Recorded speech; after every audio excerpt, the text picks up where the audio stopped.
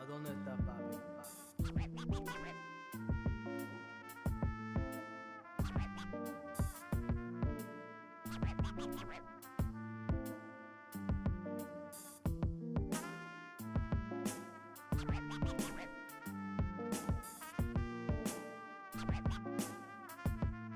¿A dónde está papi?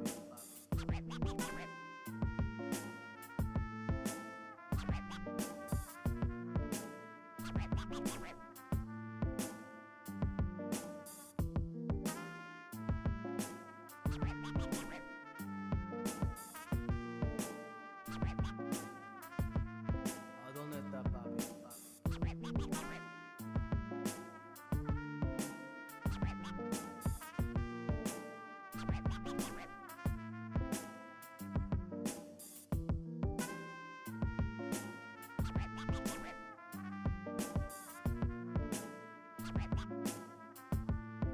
¿A dónde está papi?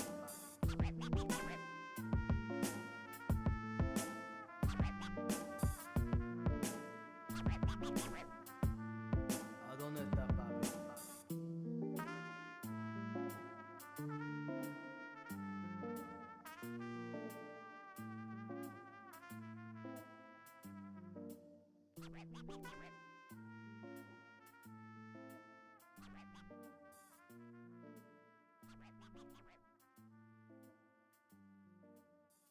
¿A dónde está papi?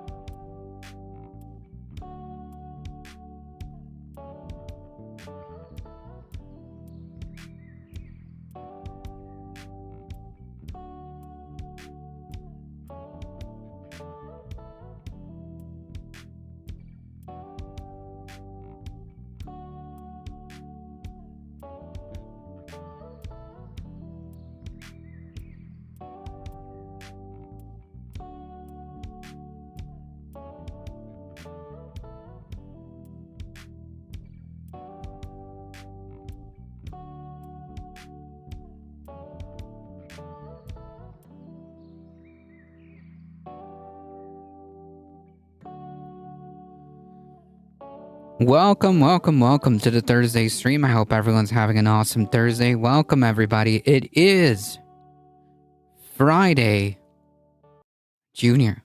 Welcome, everybody. Let me just make sure I got everything going here. Derry Bennett, welcome. Heat, how's it going? Quad Bennett, Carpet Packs, welcome. Time's up indeed. Sorry about that, folks. Read and Rap, welcome. Yeah, it's a time-traveling dinner party. Right, the prequel to Friday. Folks, if you haven't, please consider checking out twitch.tv/carpetpacks.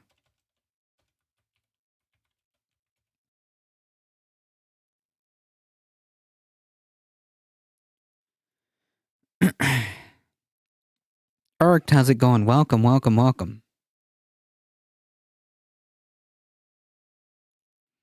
hope everyone's doing all right.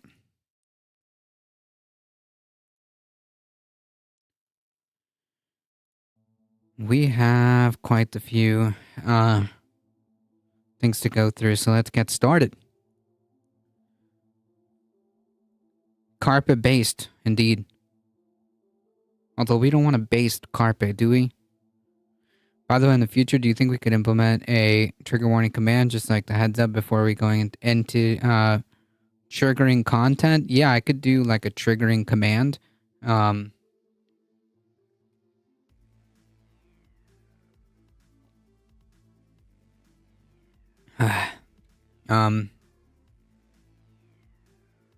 know there's gonna be, at the very least, one of those, one of those articles. Well, maybe two of these stories. But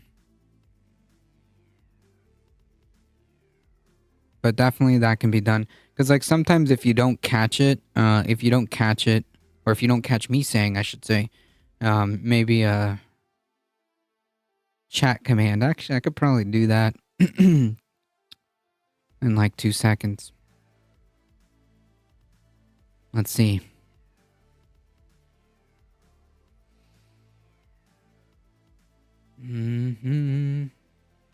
Yes. Okay.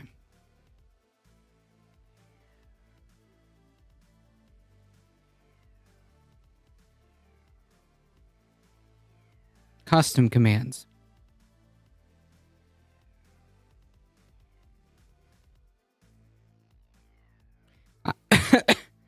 Ooh, excuse me. There's a tan suit command, apparently. I forgot about that.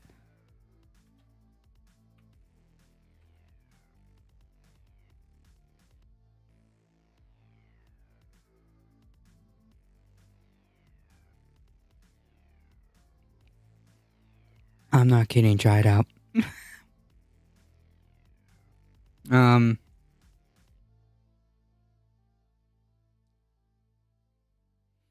Add new command.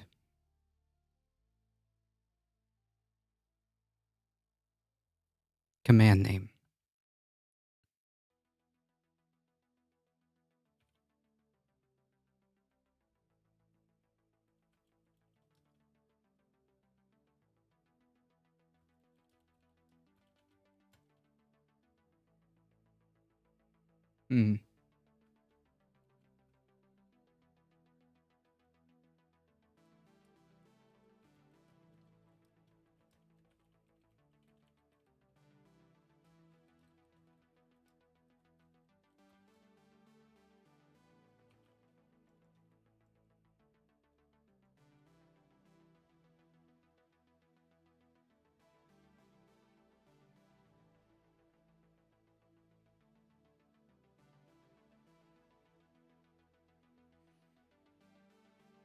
How dare he wear lighters, than a suit lighter than his skin.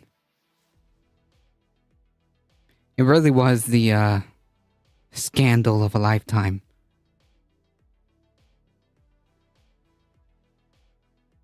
The president came out addressing reporters on Thursday, and he was wearing this tan suit. Hold on. President Obama's decision to wear a light tan suit at yesterday's news conference. He was wearing a tan suit. Light tan suit. I think it was shocking to a lot of people. Is this an effort to make him look warmer?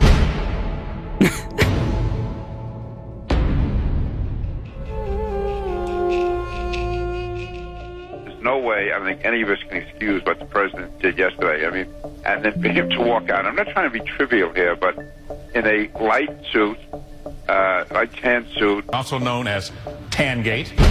Tan suit, and how the tan suit made him look unpresidential.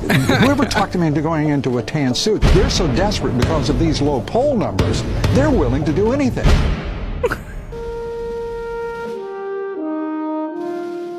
The tan suit made him look unpresidential. The president came out addressing reporters on Thursday.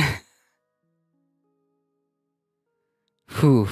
I forgot about this.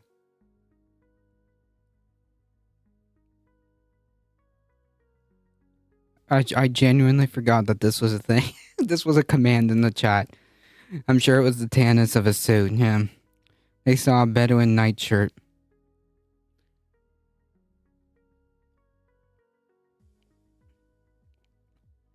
I completely forgot that this was actually a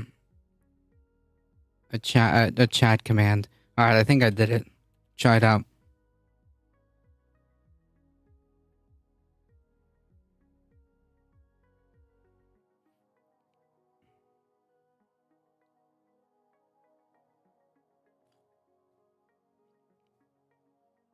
I think we got it solved.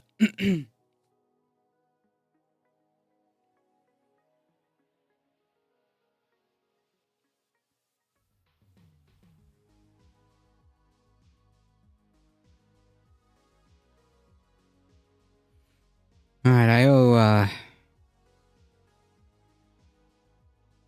owe Derry Bennett a dab. So, we'll do the dab.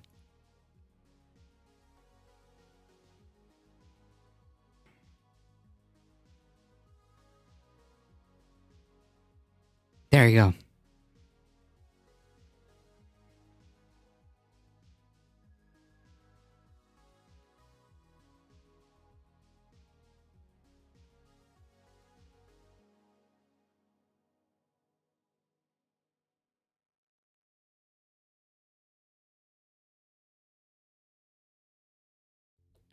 Oops, sorry. So yeah, it looks like it works. It should work for everybody. And, yeah, I think that's pretty simple. I think that's pretty simple and, neat.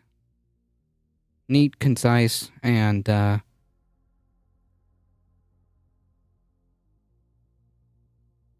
think it encapsulates everything.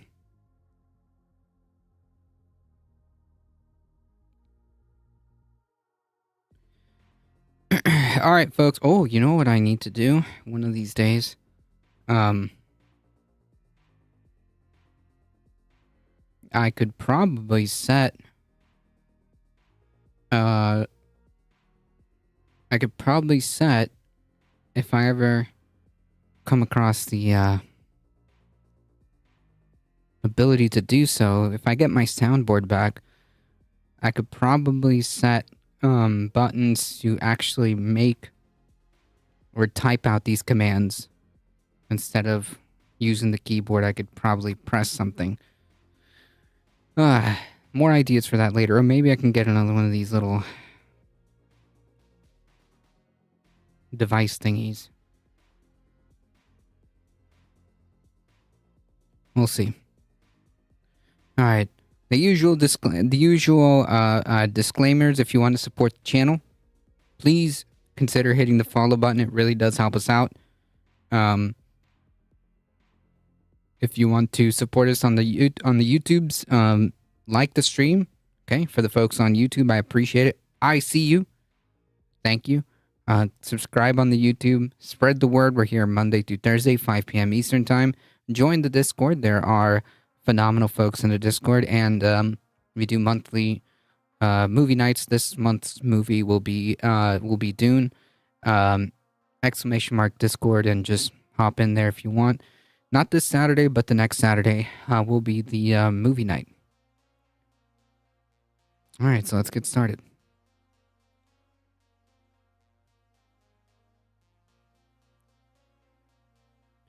This story will be surprising to literally nobody, but, here we go. Well, it turns out Democratic Senator Sherrod Brown will be facing off against Bernie, but not that Bernie, Republican Bernie, specifically Bernie Moreno, the guy behind me. Now, based on polls, it seems like Brown has a pretty comfortable lead right now, but that's not to say that Moreno can't win, because he's been endorsed by Trump and he's trying to LARP as a populist in response to Brown's working class appeal. And LARPing as a populist has been effective in Ohio, given how they just elected J.D. Vance over Tim Ryan. Yeah, so there is no such thing as a right-wing populist. They just end up being fascist. That's what right-wing populism means. Now, this is not necessarily the worst Republican ever, right? Not the scariest, not the most extreme, but he might be the phoniest, perhaps even more so than J.D. Vance, which is a pretty impressive feat, because we don't actually know who Bernie Moreno is. It seems like a character he constructed for purposes of this campaign. So let me tell you what I mean by that. So he was endorsed by Trump, and he of course brings up that endorsement whenever he can. It's on his campaign signage. He also calls himself a Trump-endorsed America First outsider, and if you go to his campaign website, you're not going to find any policies, but you will find a picture of him with Trump first, even before you get to the donation part. But what's funny is that he wasn't always the biggest Trump guy. In fact, he was attacking Trump not that long ago, as CNN reports. Phenomenal. No policy at all. Just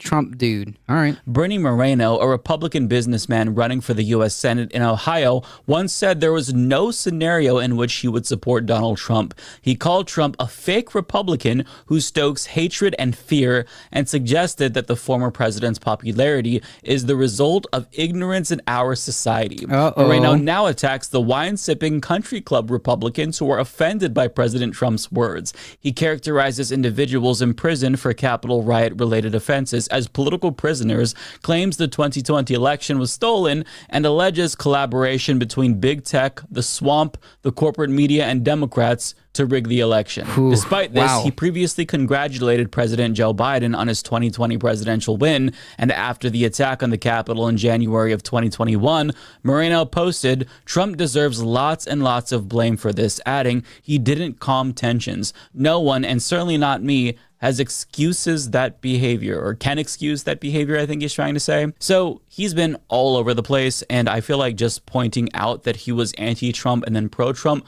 really doesn't do it justice. So let me break it down for you. In November of 2020, he was encouraging people to accept the results of the election, and he also denounced Trump for claiming that the election was fraudulent without proof, saying anything for power, right? Like, these people literally don't believe in anything.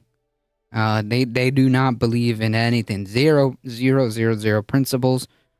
I mean, like, how much more of an illustration do you need of that? When you go to this guy's, like, policy section, it's just a picture of him. Okay. That's right. They all bend the knee.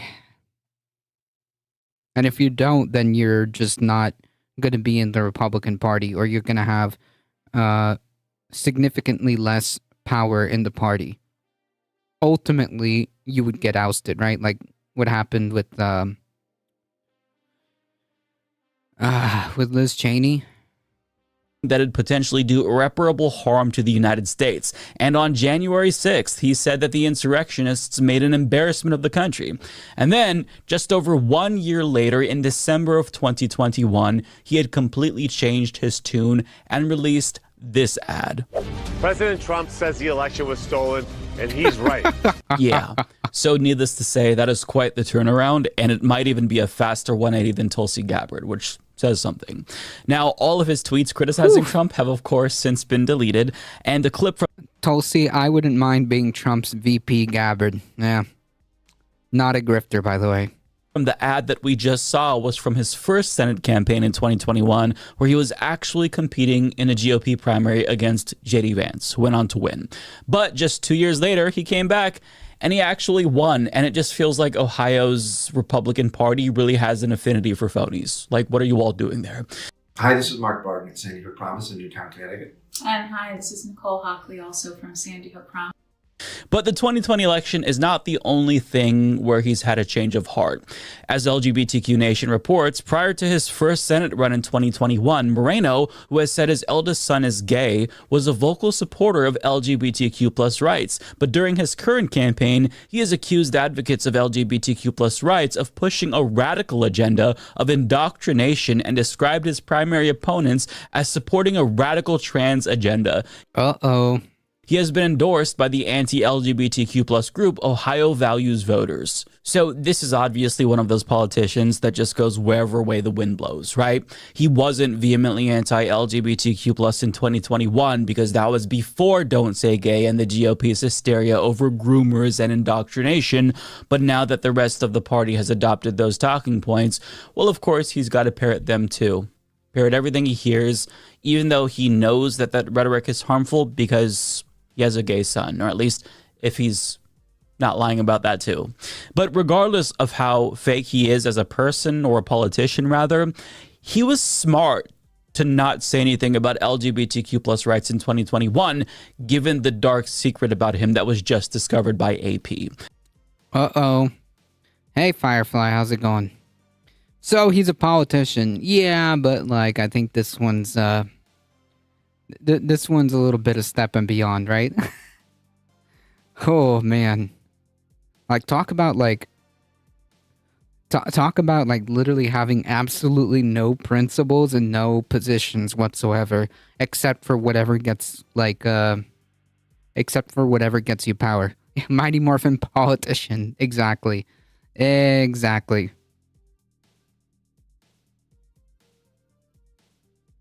They report after vaulting into the top tier of contenders with a coveted endorsement from Donald Trump, Moreno, who has shifted from a public supporter of LGBTQ rights to a hardline opponent, is confronting questions about the existence of a 2008 profile seeking men for one-on-one sex on a casual sexual encounters website called Adult Friend Finder. Quote, "Hi, looking for young guys to have fun with while traveling," reads a caption on a photoless profile under the username Nardo19672. According to an Associated Press review of records made public through a massive and well-publicized data breach of the website. Man, never fails. Wait, a politician lied? Yeah. Logged out on time. Welcome. Yeah, but this is not just like your standard politician like lying. This is like we're approaching like George Santos levels.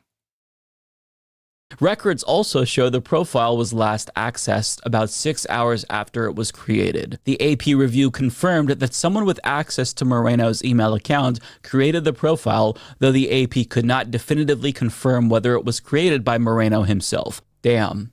I bet that he wishes he didn't go full anti-LGBTQ plus bigot, because if he didn't, then I don't think anyone would have really suspected anything, right? Republicans have yet to learn that them being openly antagonistic towards queer people makes them very suspicious, right? Everybody knows that Lindsey Graham is a 6 on the Kinsey scale, for example, but since he's not openly hateful towards queer people, he's not drawing any unwanted attention. Right? He's not getting people to look into his search history or something, or try to figure out any details about what may or may not be lacking in the closet. We just know he's gay, but since he's not talking about it, nobody really perceives him as being a hypocrite. But if a Republican starts being really anti-gay, well, then odds are that individual has something to hide, and there's a possibility, a strong possibility. Yeah, like also, like there's an asterisk to that. It's like, it's not like just, you know, being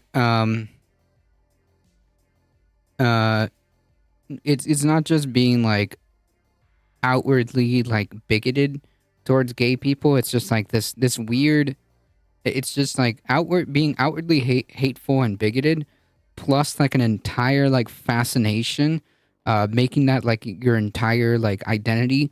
Yeah, that usually raises some suspicion. And again, like, dude, it's all good. Just own it. It's okay. You know, you shouldn't be judged for that. But yeah, It's almost always a confession and projection. Yep. You mean close to Republicans and a rest stop event.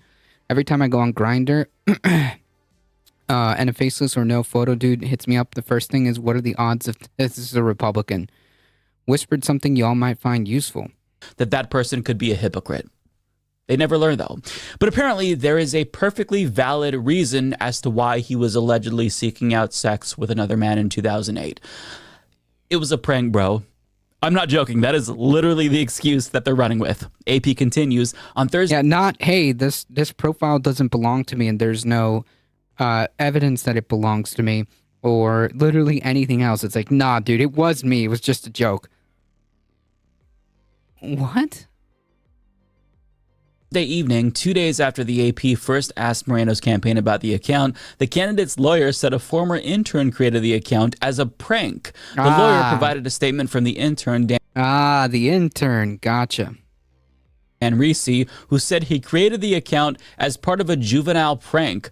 Quote, I am thoroughly embarrassed by an aborted prank I pulled on my friend and former boss, Bernie Moreno, nearly 2 decades ago, Reese said. The AP couldn't independently confirm Reese's statement, and he didn't immediately respond to messages left for him on multiple phone numbers listed to him. He donated $6,599 to Moreno's campaign last year, according to campaign finance records. Moreno's lawyer, Charles Harder, that's a really unfortunate name given the circumstances, insisted Moreno had nothing to do with the AFF account. I'm sure.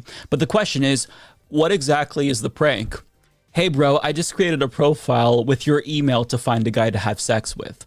Gotcha. It's just a prank, bro. I mean, how exactly is that a prank? Am I missing something here? This excuse makes no sense. And it's so fucking stupid. He should have just said, if they were going to lie, he should have just said, this was a staffer that stole my email because he didn't want to come out. And so that would have been a much more believable story.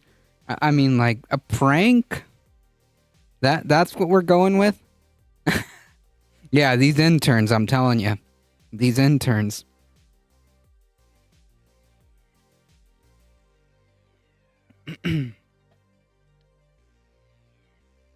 So, like, he used my email to find men to hook up with.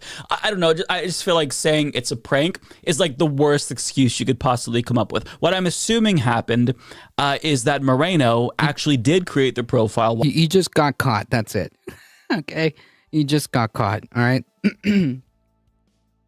While horny because he was looking for sex with men, but he felt guilty about the prospect of cheating on his wife with a man, so he chose to just jerk off instead and ended up abandoning the profile altogether in his post-nut clarity. That's at least the best outcome for his wife because he is married, and I would feel bad if he did cheat on her, but it's also possible that he did find someone to hook up with within 6 hours and then just never returned to adult friend finder after mission accomplished. I'm not sure.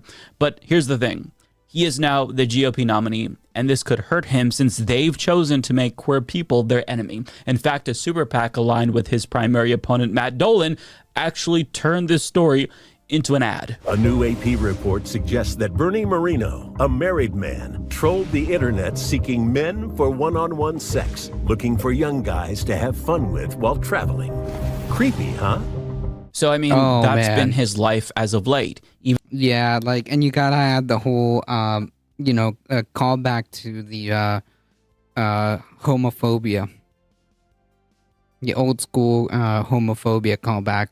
Even though he is the winner, he has to worry about this, and he's been in full-on damage control mode as a result since this scandal broke. But he decided to send out the big guns in order to set the record straight. So he sent out his wife/beard Bridget Moreno to release the following statement. Quote, my husband and I have known Matt Dolan and his family for years. For him to stoop this low simply because he's losing this race is disgusting, disgraceful, and he should be embarrassed. If he's willing to slander my husband simply to win a political election, he doesn't belong anywhere near elected office. I know family values might not mean much to Matt Dolan, but they mean a lot to his family. His desperate attempts will backfire, and I have full confidence that Ohioans will see through his dirty tricks and elect an actual conservative to the U.S. Senate. Now that this story has been proven to be 100% false, sure, Bridget, if Matt even has an ounce of integrity left in him, he will publicly disavow this slime coming from his family-funded super PAC. So Bridget Moreno coming out guns blazing in defense of her man, saying, fuck you for saying that her husband is gay. We all know it was just a prank. That was 100% confirmed. Yeah, 100% confirmed. This reminds me of that scene from The Righteous Gemstones, if you've seen it, where Jesse Gemstone, the son of a prosperity preacher, is in the car with his wife, and just as she's telling him how thankful she is that he's always so honest with her, he begins to pursue another vehicle because the person driving, he notices, is the same person who has a video of him doing drugs and fucking sex workers, and he's blackmailing him. So they get into this high-speed chase, and the car he's pursuing ends up flipping over, and then he pulls over, right, gets out of the car, grabs his gun, and then his wife says, baby, what on earth is going on? And he looks at her and says, nothing, baby, it's just some guys I do car pranks with.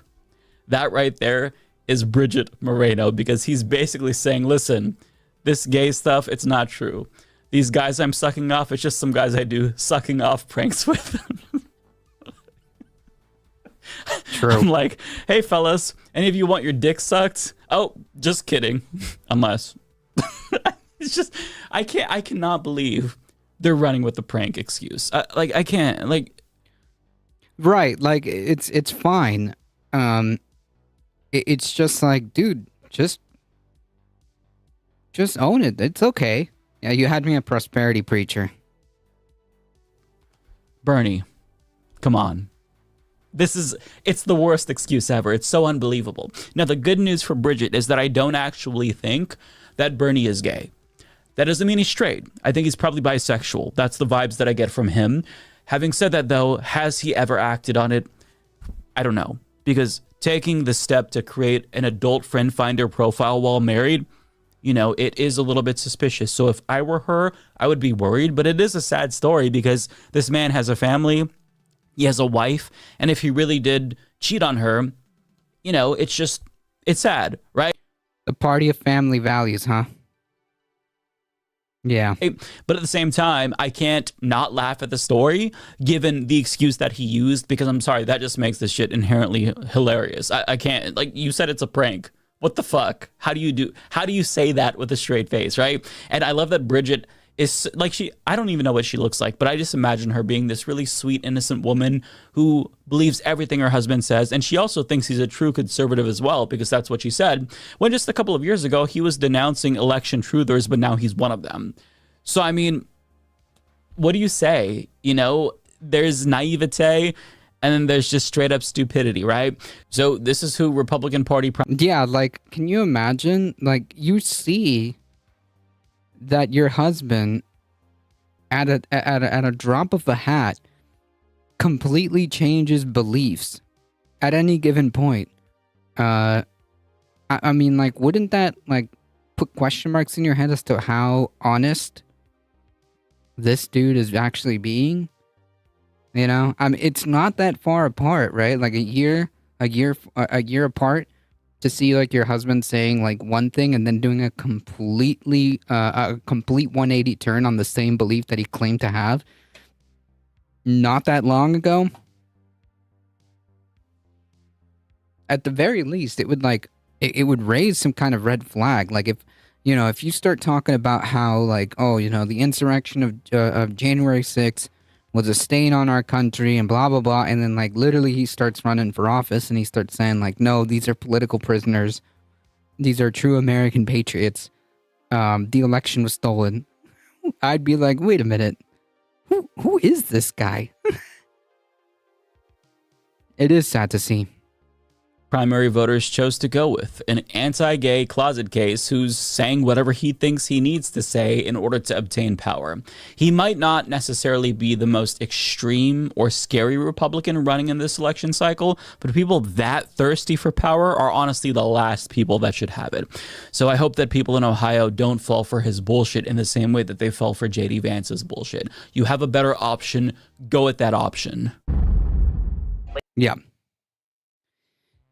But that's if the people of Ohio recognize that.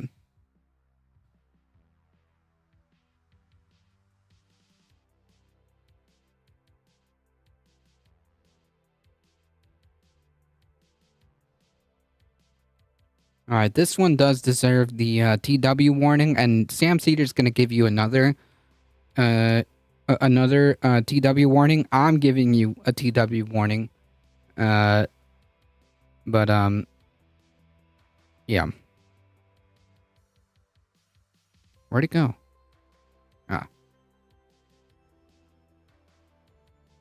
Yeah, exactly. A trigger warning. I don't know what's going on out there, but the Republicans seem to have a problem with this. Haven't we seen that Republicans love? We just saw that Katie Britt retell this rape scene. We've seen other Republicans when they, there was a big joke about Ed Meese back when they were trying to outlaw pornography back in how much time he had to spend combing through all this porno to determine if it was appropriate or not.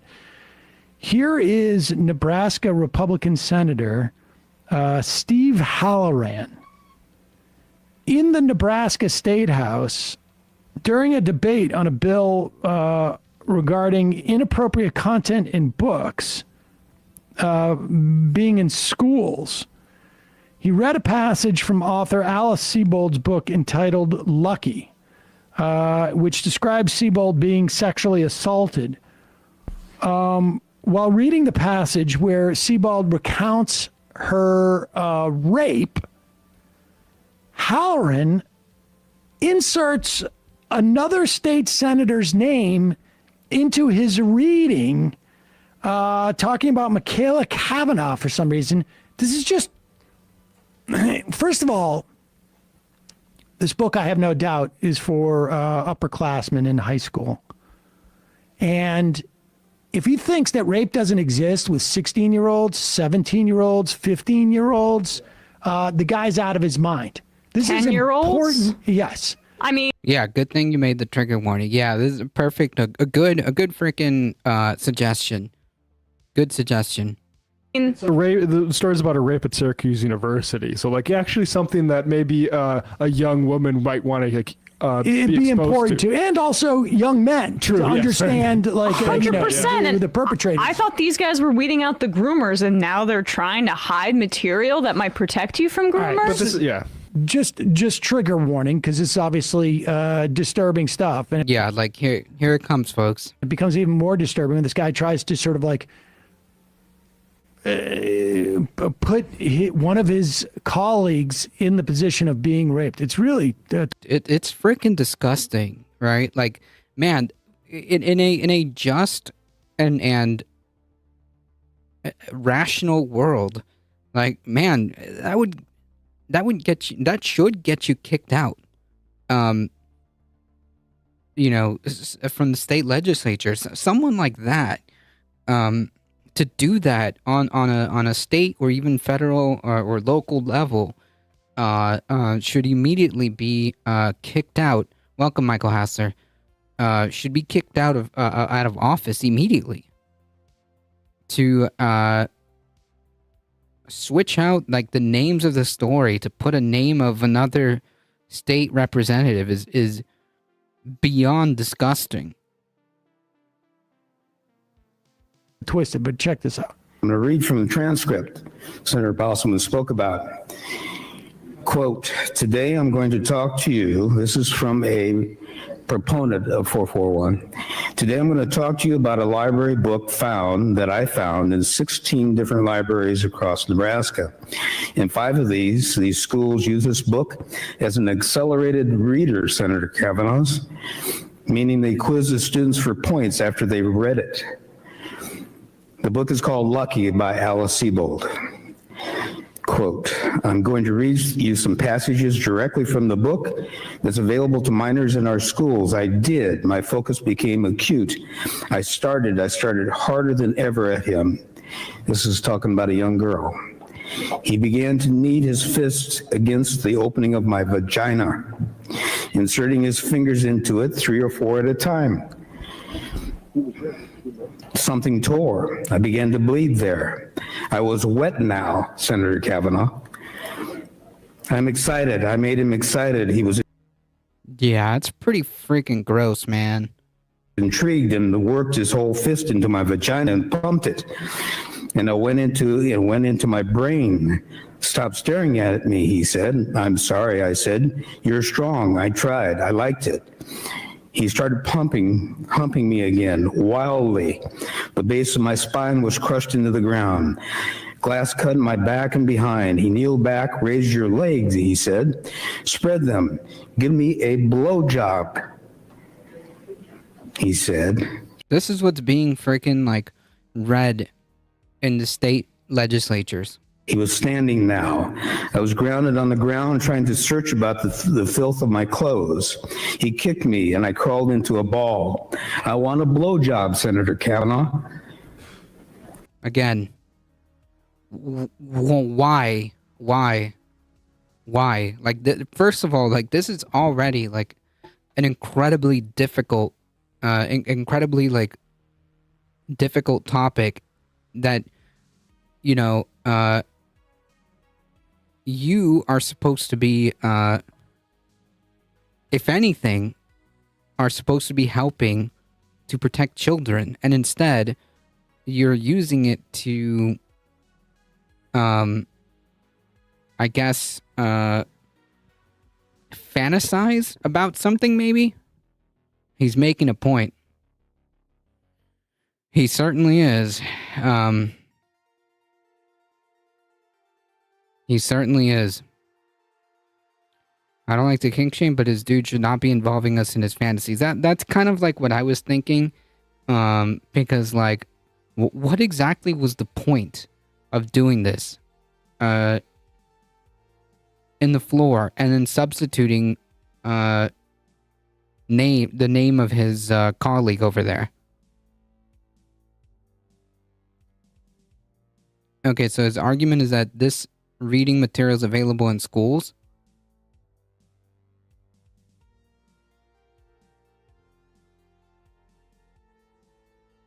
Is it really? Apparently. I don't know.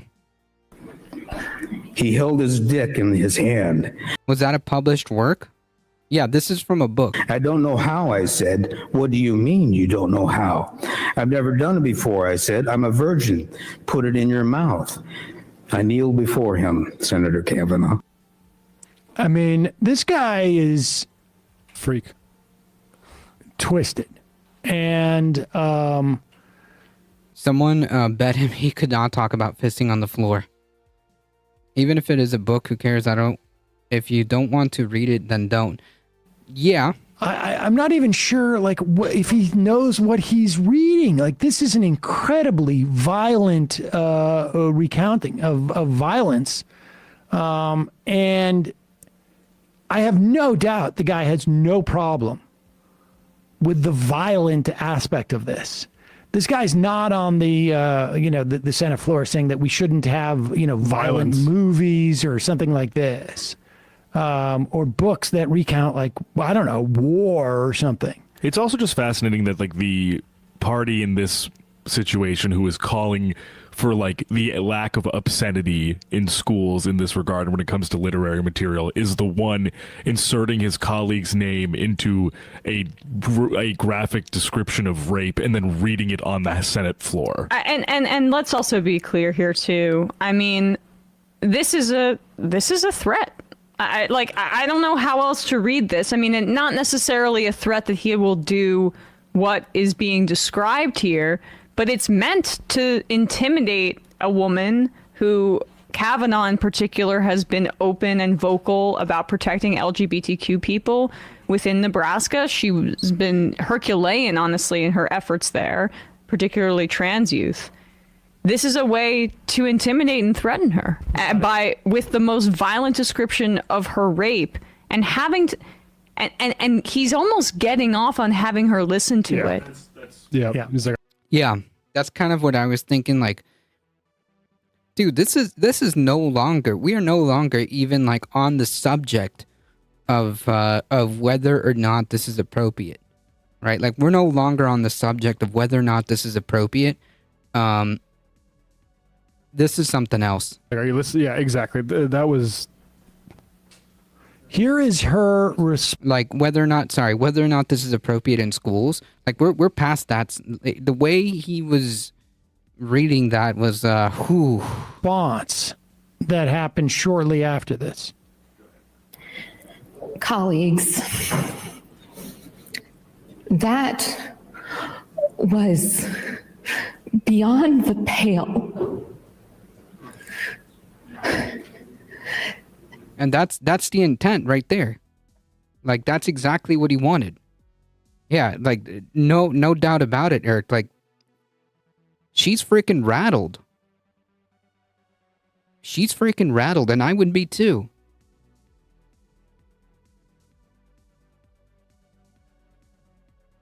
Hello, NOK Life. Where is this from? Nebraska. State Senate floor.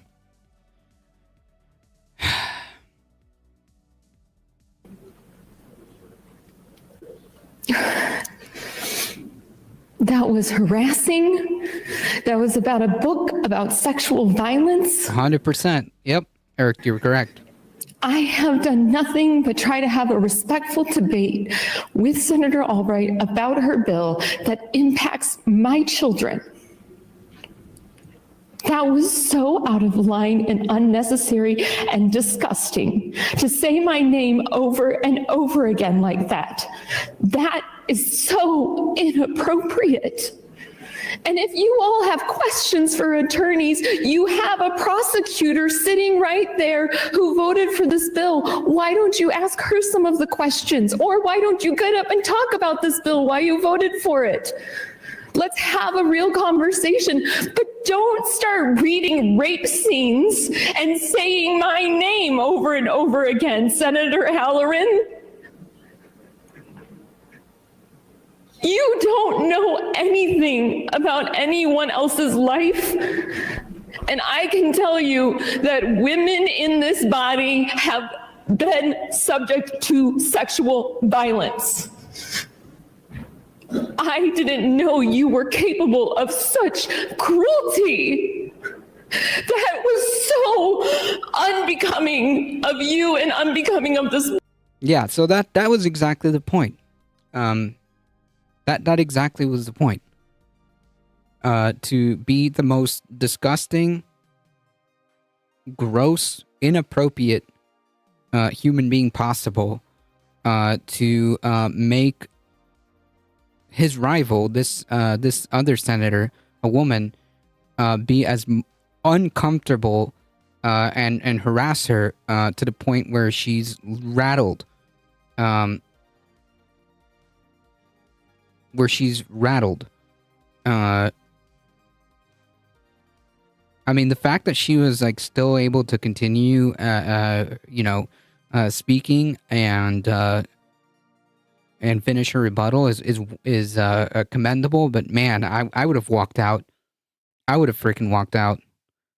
Like, I would have walked out because it's either that or I'm smacking the shit out of this guy. That was the worst thing I've seen in a legislative session. It's truly disgusting. Yeah, she held it together on principle. Body? And I hope that some other people who are Republicans will stand up and defend me. They won't. They are that guy. That's Jesus Christ. That was so inappropriate. And it was unbecoming for Senator Albright's priority bill. She has maintained a level of integrity in this debate, as have many of us, and you have not, Senator Halloran. That was obscene. I yield my time to the chair. I wonder if any of those were other Republicans.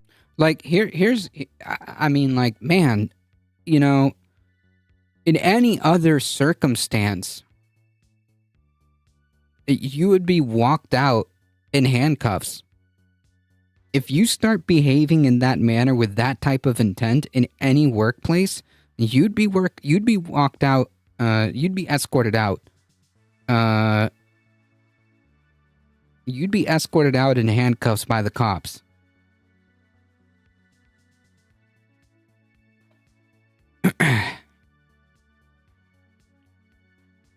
I want to see the rest of that session, Let me see if I can get some more information here.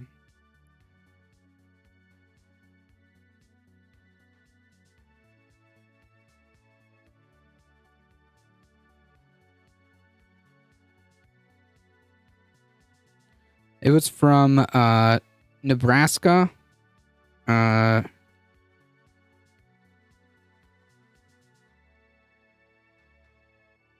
It was from the Nebraska state legislature, the state senate, where this came from. And stood up. I would be surprised, frankly. KETV Omaha. Nebraska State Senator Steve Halloran could face censure expulsion for explicit comments during the debate. He has apologized in a way. Let me get the actual wording for this. I regret how I presented what I was presenting by calling out senators' names during the reading of that transcript. It's a very ugly transcript, Halloran said. He also attempted to talk to protesters Tuesday before being insulted and felt things got out of hand. Anybody who was one of those protesters who made him feel that things were getting out of hand, God bless you, and we need a lot more of that. His name was Senator, if you can even call him that, Steve Halloran, Halloran. I'm pretty sure.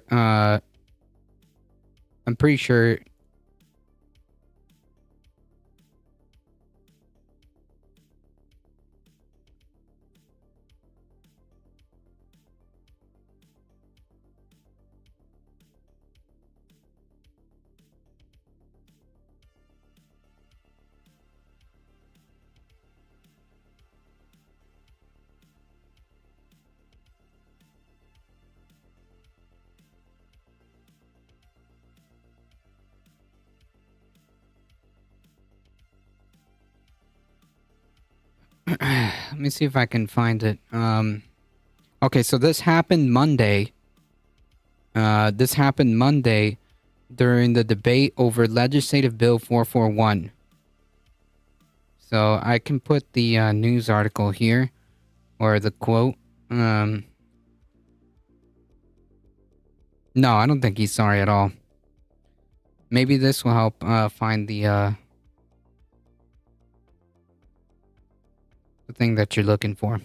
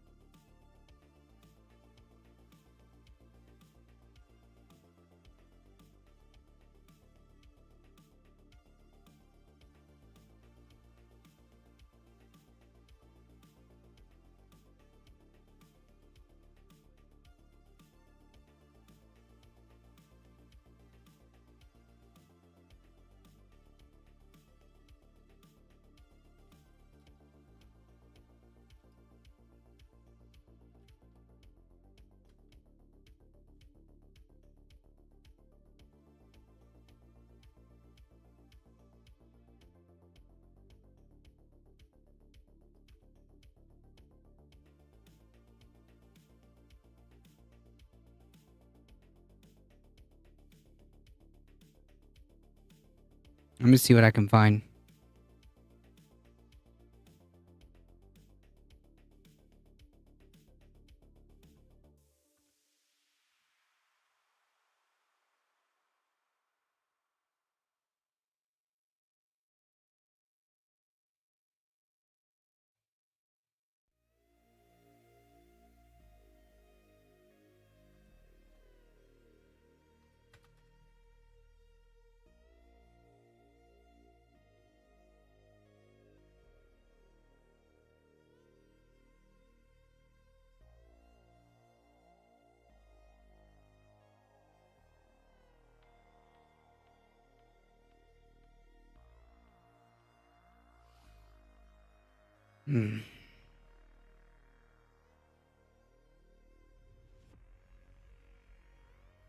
It's not coming up on YouTube.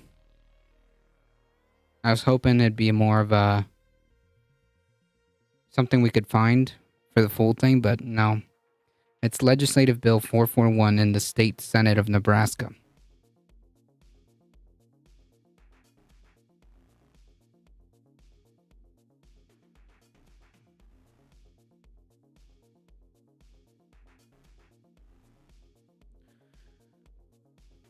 That was a pure power trip and a terror threat directed at the other senator. Yeah, definitely. Definitely.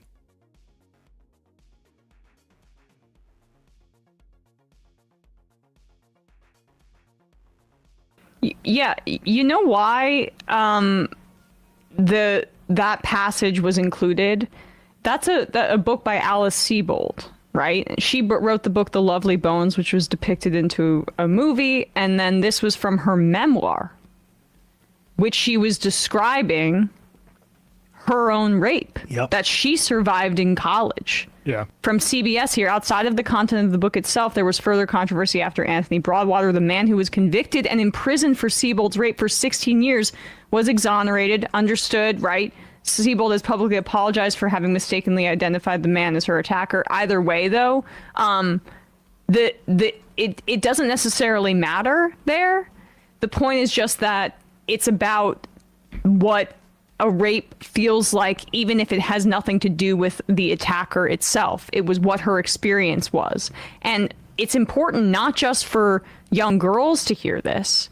It's important for boys to hear it, because they will understand what sexual violence they would be in. And it's not just boys and girls, or it's not just girls who are victims of rape. It's all genders. I understand that. But it's important for anybody to know that sexual violence is violence, especially young kids who might not have that education at home. Yeah, and I mean, I think that a follow-up is absolutely in order. Him saying it's a very ugly transcript. Why?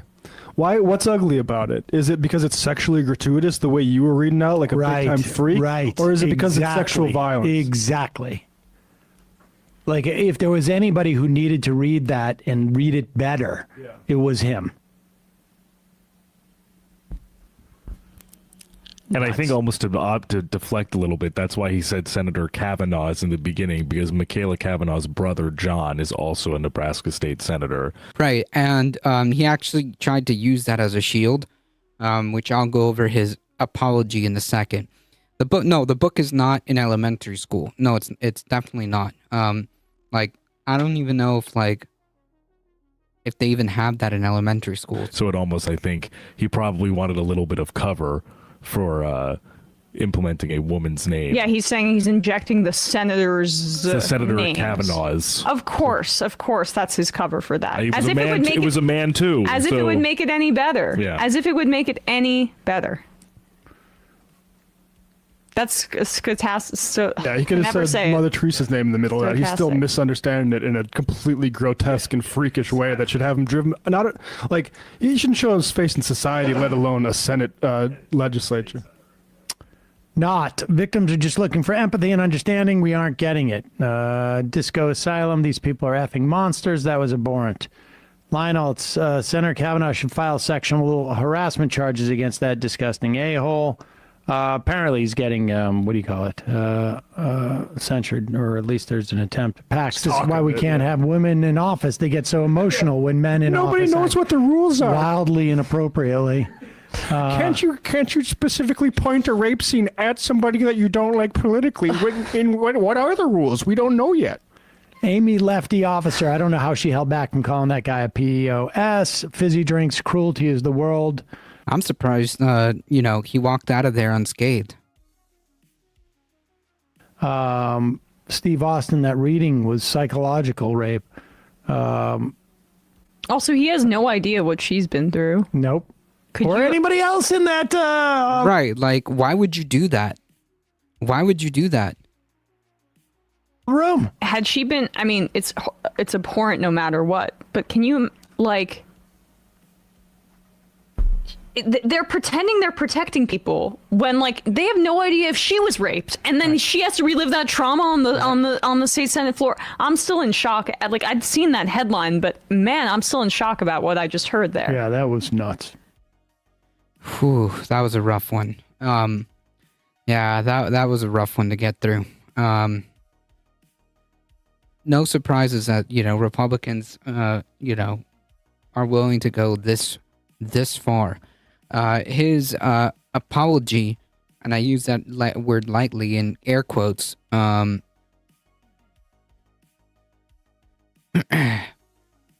quote, I apologize for interjecting the senator's name in the middle of reading a transcription, transcribe testimony in a public hearing, which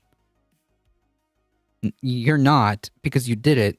Like you had every single option to not do that. But you still did it.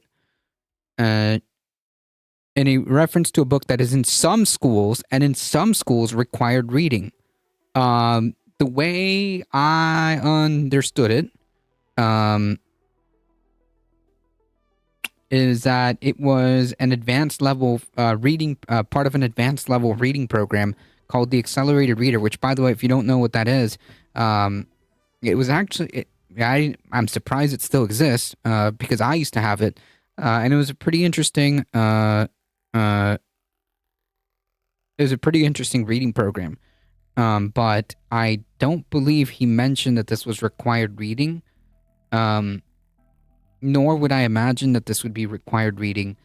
But anyways, it was a hard thing to read, and no, I was not trivializing rape. I was reading from a book that's required reading for some students. For some students. Even reading that was effed up without the name. True. Should I have interjected the senators' names? No. Sometimes we do things on the floor in the midst of making a statement that we shouldn't have done. Bro. Halloran made this remarks under scrutiny during a debate over the legislative bill which targets obscenity and pornography in K through 12. Halloran was reading from Alice Siebel's memoir in which she describes being assaulted and repeatedly invoked Senator Kavanaugh as he read directly from the passage describing the incident. He didn't specify whether he was referring to State Senator Michaela or her brother, John Kavanaugh, both Democrats. In his apology, Halloran said his comments were initially directed at John Kavanaugh, who had spoken before him, which, again, that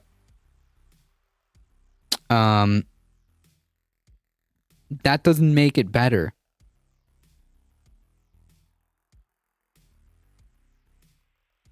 Reached for comment, Michaela Kavanaugh's office responded with a statement from the senator saying Halloran violated the integrity of our nonpartisan legislative body by reading excerpts from a book written about a sexual assault victim. But he didn't stop there. He verbally spat in the face of sexual assault victims across the state and the country by inserting my name in between phrases of obscenity.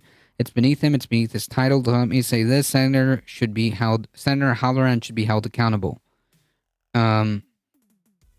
Senator Megan Hunt, an independent, adjourned the session early because of his remarks. Honestly, I think Halloran should resign. How dare he even form the mouth to say the words, "Give me a..." Yeah, she said that because he wanted to say it. It was beyond the pale. Pure aggression to read this scene out loud and put it like that.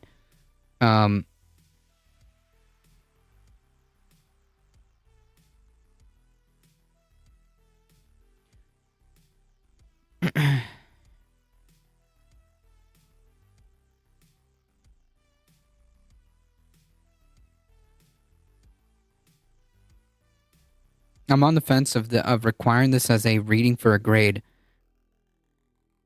I seriously doubt that this would be required reading for students. I would have a hard time believing that this would be a required book to read. Books that tell different stories from our own experience teach us empathy and help us understand the experiences of other people. He said if he actually read this book, maybe he would understand how his conduct has affected his colleagues and fellow Nebraskans. Yeah, like if anyone should have read this book, probably him.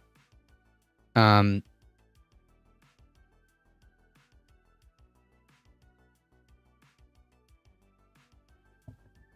the material did not seem to phase that jackass in least, which suggests he's either used to it or in line adjacent to his preferences.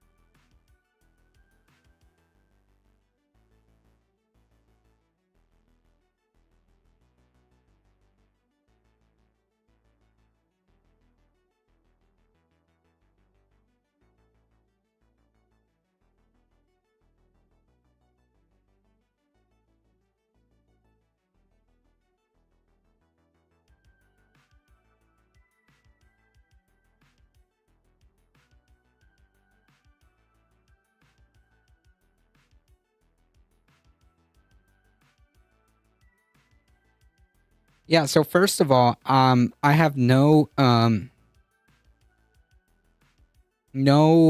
evidence to suggest that this would be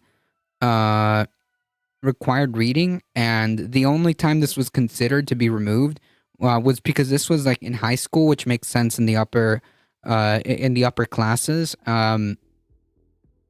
But nothing to suggest that this was required reading. Just that it was probably in the library at the high school, right?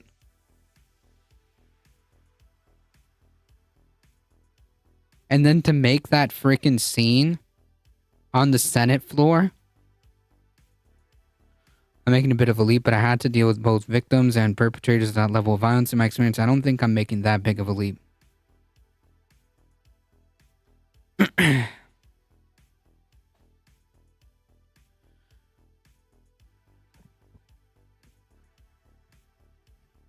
Honestly, like, dude's a creep. Dude's an absolute freak. And honestly, like, there should be, like, rules to remove. There should be rules to remove a person acting like this. Yeah, exactly. This is not even the issue anymore at this point. We've blown way past it. We've blown way past from evaluating, like, whether or not, you know, a certain material is appropriate for students and what grade, you know, it should be appropriate for. We're not even having those discussions at this point, based on this guy's actions. Jesus Christ.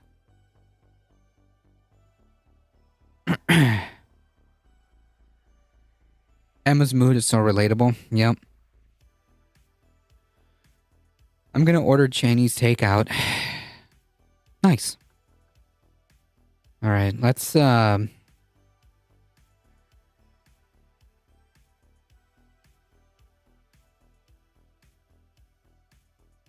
just try to move on from that, because that was a bit rough.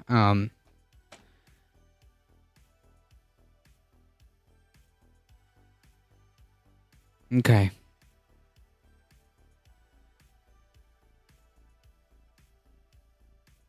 Because it is Friday Junior, that's true. Listen, tomorrow's Friday, let's just take a sip of our sparkling water.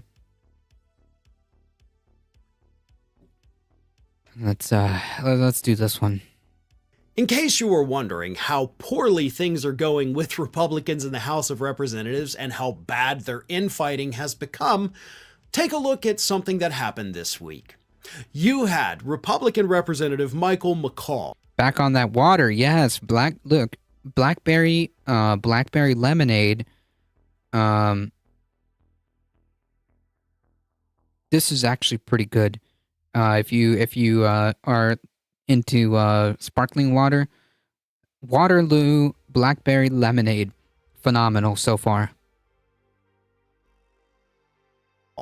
Who is, of course, the chair of the House Foreign Affairs Committee. They had a hearing on Tuesday. They're talking to General Mark Milley about the U.S. withdrawal from Afghanistan, right? They're trying to paint President Biden in a negative light. Oh, he's negligent with the Afghanistan withdrawal, yada, yada, yada.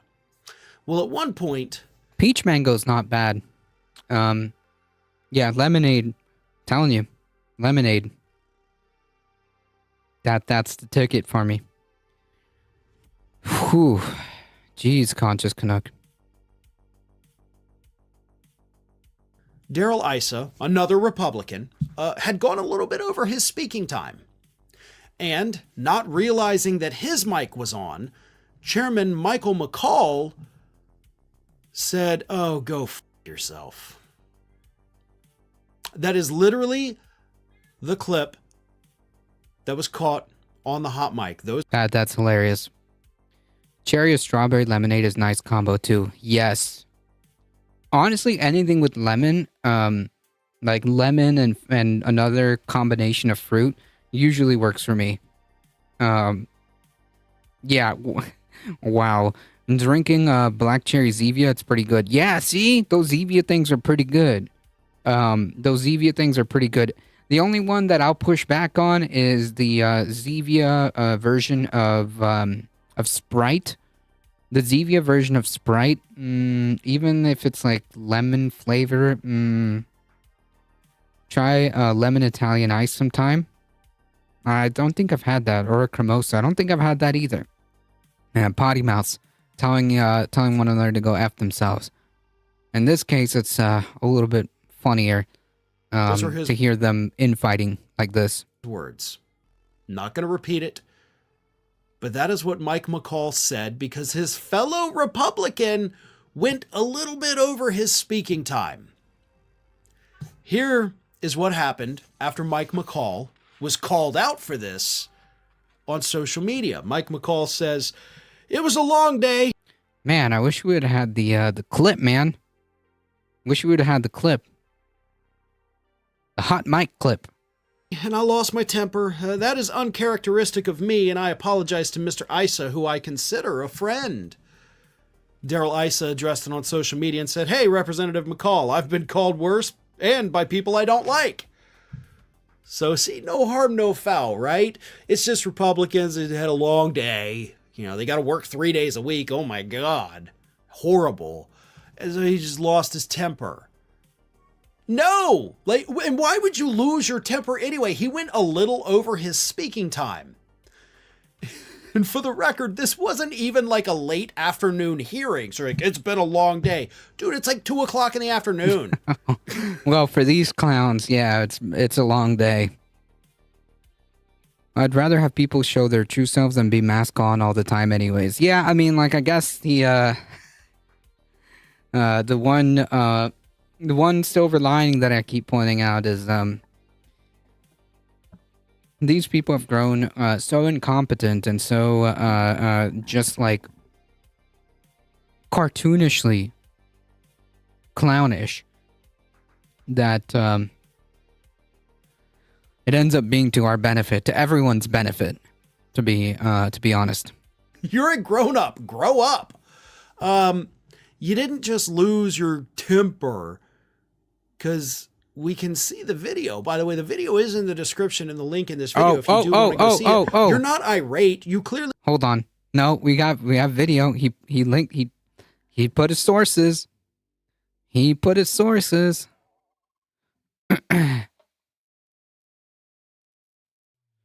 Hate with the 100 biddies. Thank you.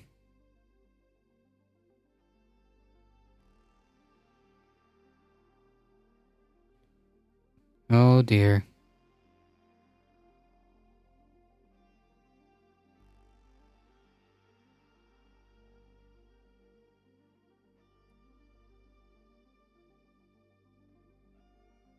Is it here? Yes, it is. All right, we got the video.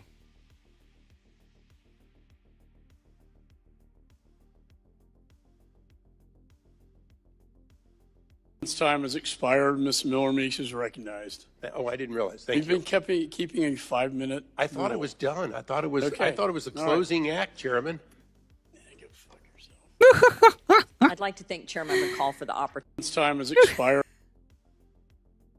Ms. Miller Meeks is recognized. Oh man, it's very low, but you can hear it. You've been keeping a 5-minute. I thought it was done. I thought it was. I thought it was a closing act, Chairman. Oh man. It's the kind of stuff that like you whisper under your breath, you know, to your boss. I didn't vote them in and you didn't vote them in. True. Fair. Why not have it in your video? That is a good question. He never does it. Like, not even tweets. They're just kind of, I don't know if that's like the way it's just edited. You know, maybe his editors like don't like to do that, or maybe they want to avoid any type of conflict for copyright. Maybe they want to avoid adding an extra F-bomb in there because that does affect YouTube. Oh, it's a monetization thing? Yeah, probably. Yeah. I believe that too. Welcome to Simulacra. Whispering under your breath isn't a great idea when there's mics around literally everywhere. Phenomenal stuff. Really didn't lose your temper. Your feelings towards your fellow Republicans boiled over. And that's why you got mad that he went a little over his speaking time. But this is how toxic things have become within the Republican caucus in the House of Representatives. They hate each other. And I know they're trying to make nice on social media and be like, hey, I've been called worse, but at least I like you. Someone stole my username, man. Welcome. No, bullcrap. These people hate each other. And their hatred, their animosity towards one another is preventing them from doing anything worthwhile in Congress. They are useless. They are worthless. And they can't even put aside their petty differences to do the bare minimum to keep the government functioning. We are headed for the 5th potential government shutdown in the last 10 months right now. Yeah, but every time they, say that, like, they always just end up capitulating because it turns out that, like, no matter what, no matter how angry or, obtuse they want to be with each other, they always end up passing, like, a temporary stopgap to keep pushing the can down the road. So, like, I don't know. I don't, unless the government shutdown is, like, happening for real, I just kind of, like, I look at it for 5 seconds and, probably they'll pass some kind of resolution, at the 11th hour.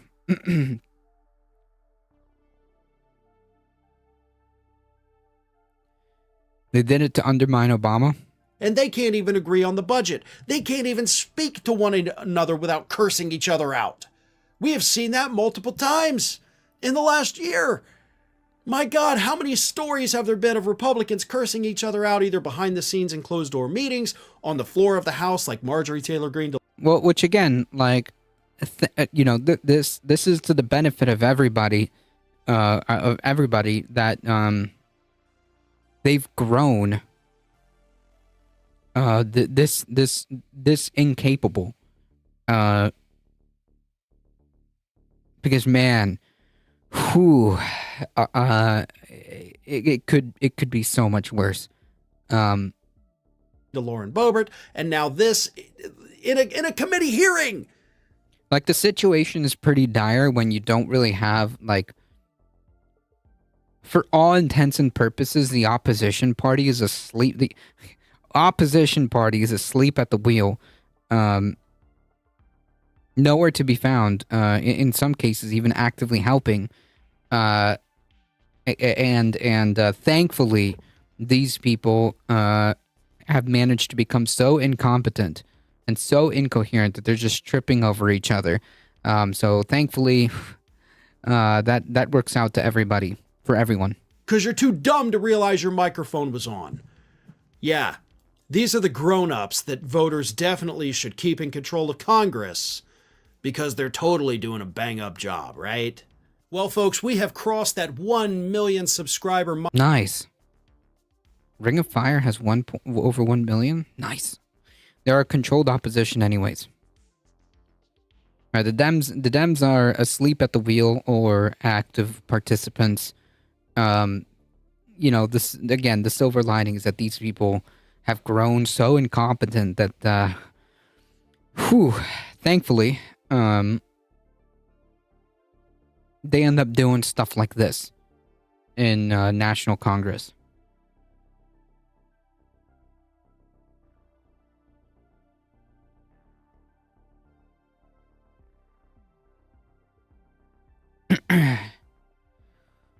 Trump eyes Senator Little Marco as potential VP pick. Apparently, he's made it to the list. Florida Senator Little Marco is moving up the list of former President Trump's potential VP picks, according to 6 people familiar with the presumptive Republican nominee's search for a running mate. Rubio is hardly alone in the field. The cast of hopefuls for the job is large enough to fill the entire season of The Apprentice. The way this is phrased is just, yeah, Little Marco Oh man. Trump estimated the number at 15 in an interview March 13th with Newsmax.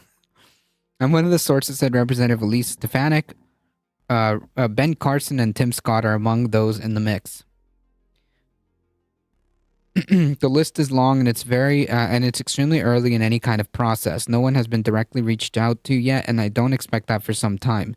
Two sources familiar with planning said there's a growing consensus around a June announcement for a vice president pick, at least a month before the convention, but there are no firm plans yet. Trump's apparent seriousness about Rubio, a third-term senator, hints at his priorities and presents an intriguing set of potential complications. Rubio is young and telegenic. Like, I guess the television version of photogenic. He has spent more time in federal office than Vice President Kamala Harris, and at a time when Trump is bullish on his chances of winning over Latino voters and be the first Latino person on a majority party presidential ticket.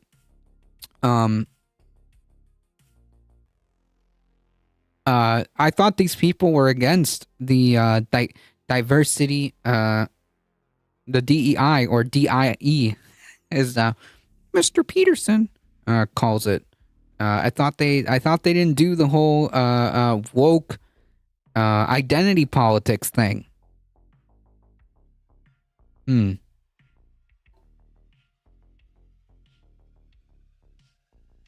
Got it. Yes. Okay.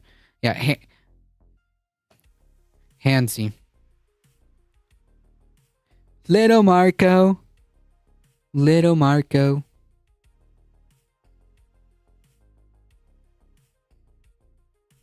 Yeah, we had our battle in the past, but it's okay. You know, I used to call him Little Marco. But we're not gonna call him that anymore, okay?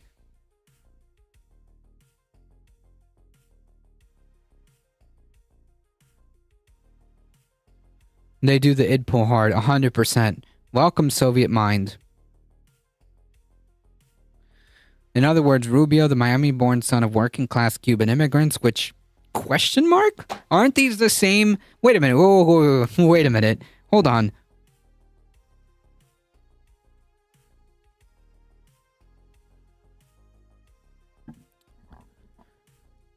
Aren't these the same people that are invading the country?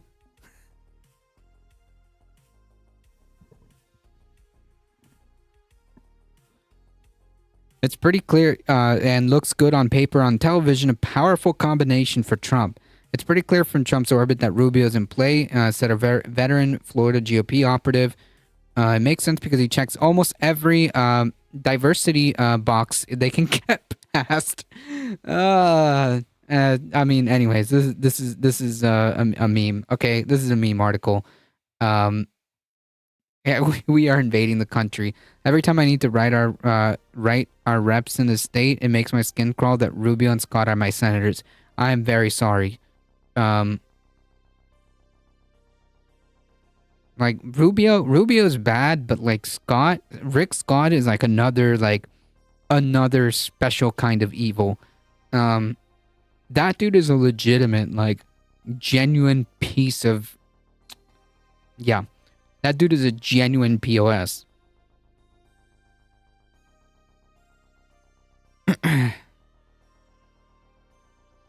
Yeah, Skeletor, exactly. The Constitution prohibits electors from voting for a president and a vice president from their own states. So, he can't be. Why is he even on the list? It's not clear whether Rubio would even be interested. Quote, we're both from the same state, so probably not going to work anyways. Yeah, like, how does that... Why is this even an article then? Anyways, apparently, Trump is considering someone he can't consider for... There's a couple of these people. I don't understand. Scott's empathy is tied to the amount of hair on his head. True.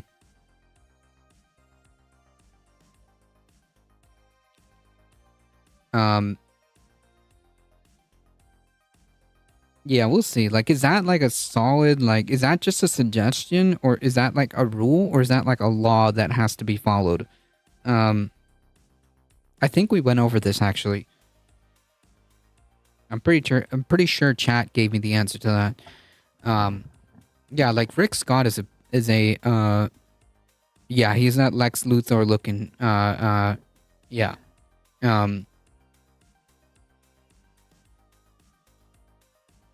I might have told this story before, but a long time ago, yeah, mofo. There you go. That Lex Luthor looking mofo.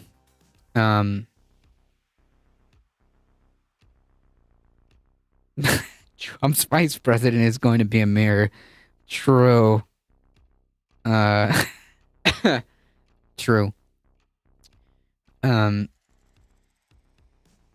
A long time ago, and by long time ago, I mean probably, definitely more than 4 years ago.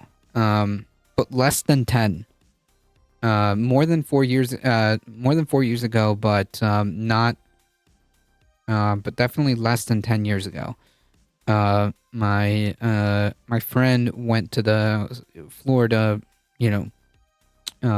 council, Florida State like council meeting or whatever, like the little meetings that they have, like the town halls, and that Skeletor was there.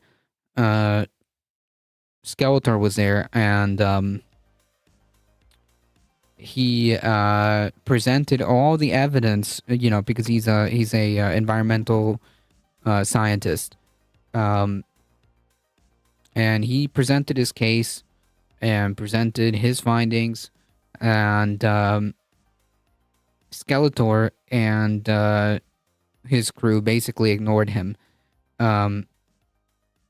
He said he felt good to have the opportunity to, lay the facts out in terms of like the environmental impact in Florida, because like, South Florida in particular is going to be ground zero, or one of the many ground zeros, if not already, for the climate crisis. He was presenting his thing. He said he was happy or glad that he got the opportunity, but he felt like he was literally dealing with comic book villains, is the way he described them, and Rick Scott among them.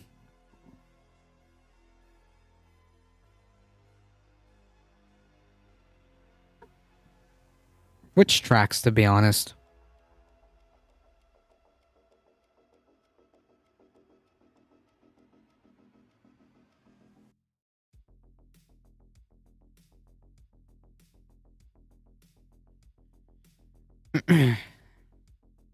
Another meme article. This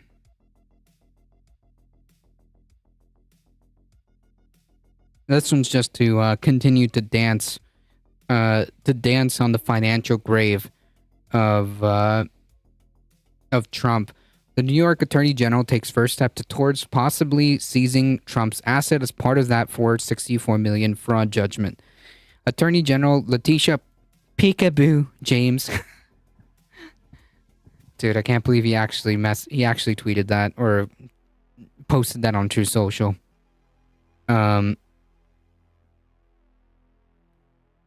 has taken an initial step to laying the groundwork for potential seizure of former President Trump's assets in the New York Westchester County as part of the $464 million judgment in the civil fraud trial. You have to make it about guns somehow to get their attention. Say that climate change is going to take my Second Amendment away by washing away the guns in my house. Yeah, I mean, like, I understand the sentiment. However, like, these people have absolutely no principles whatsoever. And even something as sacred to them as the Second Amendment can be dropped at the tip of a hat. Did I say that right? I don't know. Whatever. But I get the sentiment. That's funny. State officials who have entered the judgment from Trump's civil fraud trial in Manhattan with the county clerk's office in Westchester, which could allow James to take possession of Trump's national golf course in Briarcliff Manor and Seven Springs, a private estate in Bedford, if Trump fails to secure the bond, which seems more and more likely. His lawyers this week said he's facing insurmountable difficulties obtaining a bond to cover that $464 million judgment imposed by Judge Arthur Engeron. They have asked an appeals court for permission to post smaller bond or none at all. Nah. If Trump does not secure a financial guarantee by Monday's deadline, James could begin the legal process of seizing Trump's bank accounts and physical assets in Manhattan and Westchester through liens and foreclosures. Nice. On Thursday, which I think is today, lawyers for Trump doubled down on their claim that securing the bond is impossible, according to the letter sent to the New York Appellate Division on Thursday today. Trump attorney Clifford Robert described James' suggestion Wednesday that Trump secure multiple smaller bonds or hand over property to the court as illogical, unconstitutional, impractical, and unjust. I mean, dude, you know, you committed fraud and you were found guilty of committing fraud. You know, what did you think was going to happen?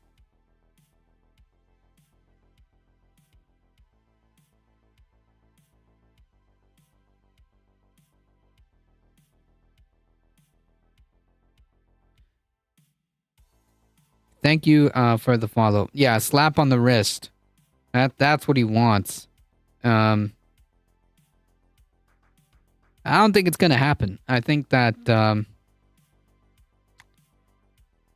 I think he's going to have to pay his dues one way or another. Because if the district attorney is serious about seizing his seizing his properties, and yeah, maybe don't do fraud, you know.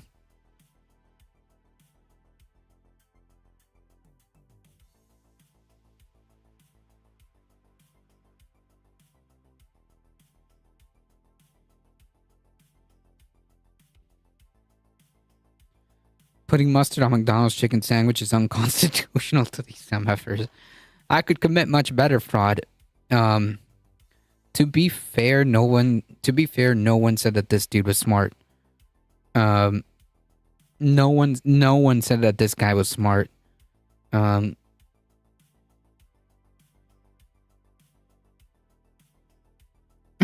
one said that this guy was smart. And welfare king. That's right.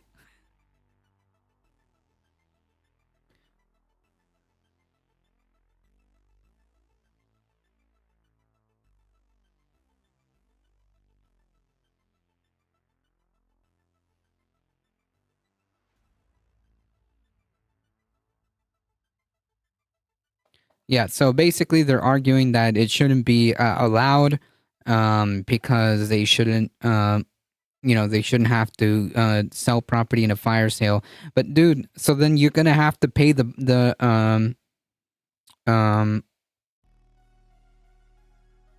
you're gonna have to pay the thing that's owed. You don't get to just like shrug your hands and go, well, I guess I can't pay it, so therefore it's gone. Nah, you're gonna have to you're gonna have to come up with that money, or a good chunk of that money in some way, shape, or form. And it just so happens that you do have property that could be seized to make that judgment. Sounds like a you problem, Mr. Trump. Good luck. And, yeah, please let the properties be seized. Just for the fact that it would be hilarious, because you know that this guy is going to be incredibly big mad.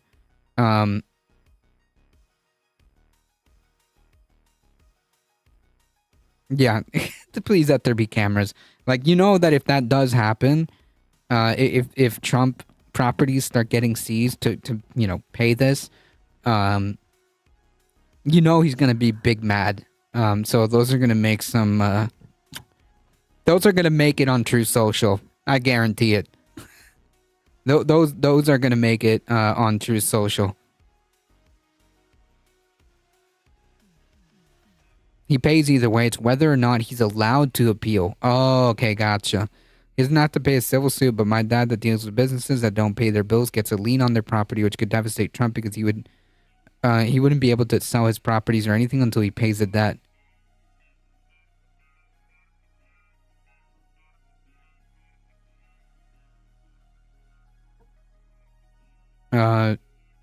Which would devastate Trump because he wouldn't be able to sell his properties or anything until he pays off the debt. Right, because, well, like, correct me if I'm wrong, but if you have a lien on your property, the way it works is that, like, if you have a lien on your property, for whatever amount, it means that, like, you actually, if you do sell the property, that lien gets paid. That lien gets paid first, and then you get the money from whatever is left over. Like if you had like a $10,000 lien on your home and you sell for, I don't know, 100,000, you would get 90,000. Right? Like that's how that works. I might be wrong. He was actually counting on the deal for Truth Social to bankroll the appeals, but apparently that was delayed. Yeah. You know, instead of talking crap, I could just look it up.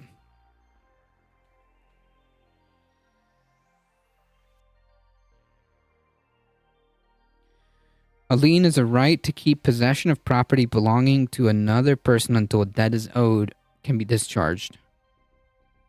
A lien is a claim or legal right against an asset that are typically used as collateral to satisfy a debt.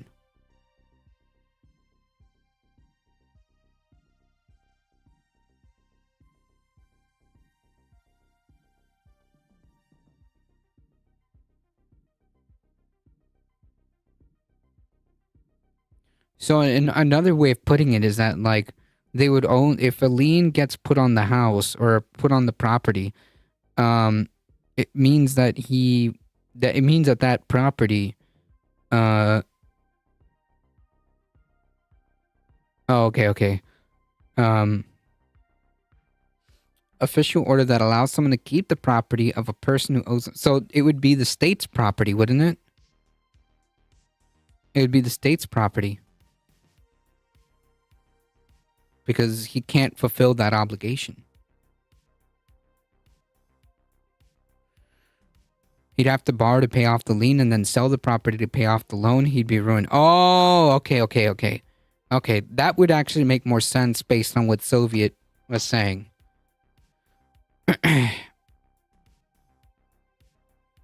He's counting on becoming president because he can use his political power to avoid his fines. Yep. And in the meantime, he continues to fleece his supporters. I'm sorry, I'm not very familiar with, like, understanding how, like, liens work and all this stuff. Excuse me if I am lacking on this one here. But yeah, I mean, like, if he, yes, it would be the state's until he pays it off, and no one wants to give him a loan either. So dude's cooked. Like, dude's cooked. On paper, he's cooked. Okay, so I do understand. I do understand what this means. All right, cool. I got it. The pieces. What's the meme? Hold on.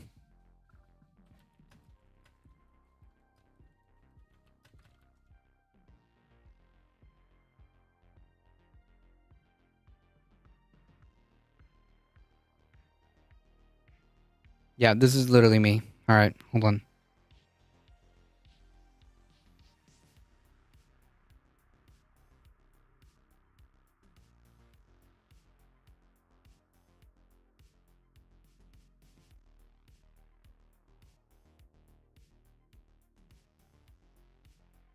There you go. So there's a lot riding on this election for him personally, more than the last election. Yeah, definitely. Definitely.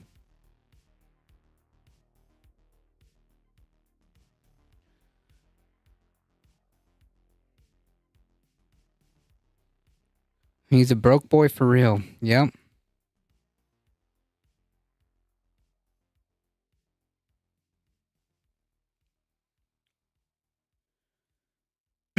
for the sake of time, since it's getting close to 7 o'clock, the other trial that's going on, the DA for the hush money trial is trying to push for this trial to actually start. So no more delays.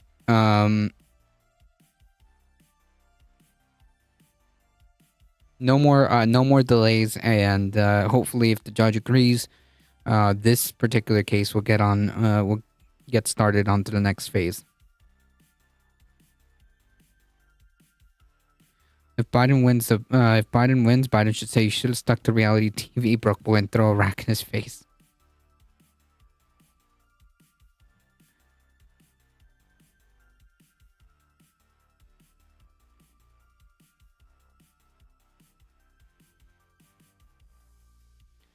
House Republicans want to ban universal free school lunches because F them kids.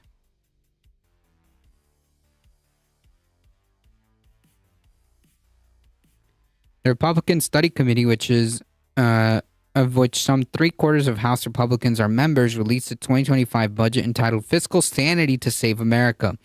Tucked away in this 180-page austerity manifesto is a block of text concerned with a crucial priority for the party: ensuring children aren't being fed at school. Because, the party of Save the Children. 8 states offer all students, regardless of household income, free school meals, and more states are trending in that direction. But while people across the country move to feed school children, congressional Republicans are looking to stop the cause because F them kids. The budget, co-signed by more than 170 House Republicans, calls to eliminate the community eligibility provision from the school lunch program. The CEP, the Republicans know, allows certain schools to provide free school lunches regardless of the individual's eligibility of each student. Man, I am so angry that regardless, it turns out that children, regardless of what background they may have, still need to eat. And even if a couple of more wealthier, children of more wealthier people benefit from this, I'm big mad because this is a waste. Additionally, the Republicans continue, the RSC budget would limit the spending in the program to truly needy households. What are you talking about? You don't care about poor people? You would rather scrap this whole program altogether.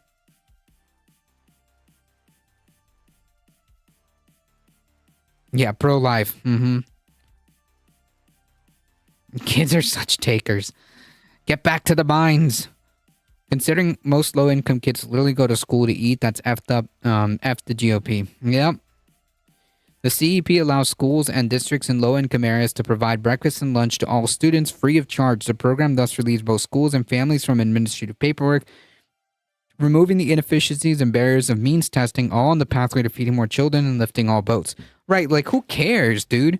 Why would you make it more difficult to just make a program where all kids, regardless, if they're in public schools, then regardless, they should have, breakfast and lunch. This year, the Biden administration further expanded the CEP, allowing another estimated 3,000 school districts to serve students breakfast and lunch at no cost. That's what they're really angry about, Really tackling the issues here, guys. Instead of universality, the RSC suggests sending block grants for child nutrition programs to states and give them needed flexibility to promote the efficient allocation of funds to those who need it the most, while avoiding widespread fraud, ?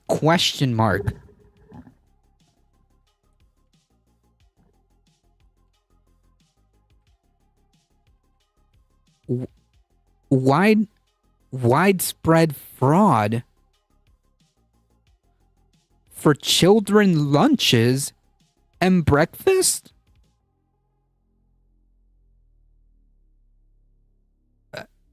What?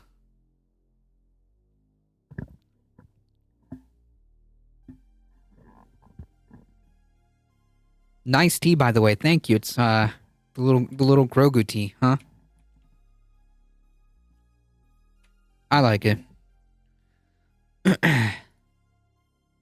What fraud What fraud are we talking about here exactly? Oh, dude, that one time Timmy got two pieces of bread during breakfast. Can't have that.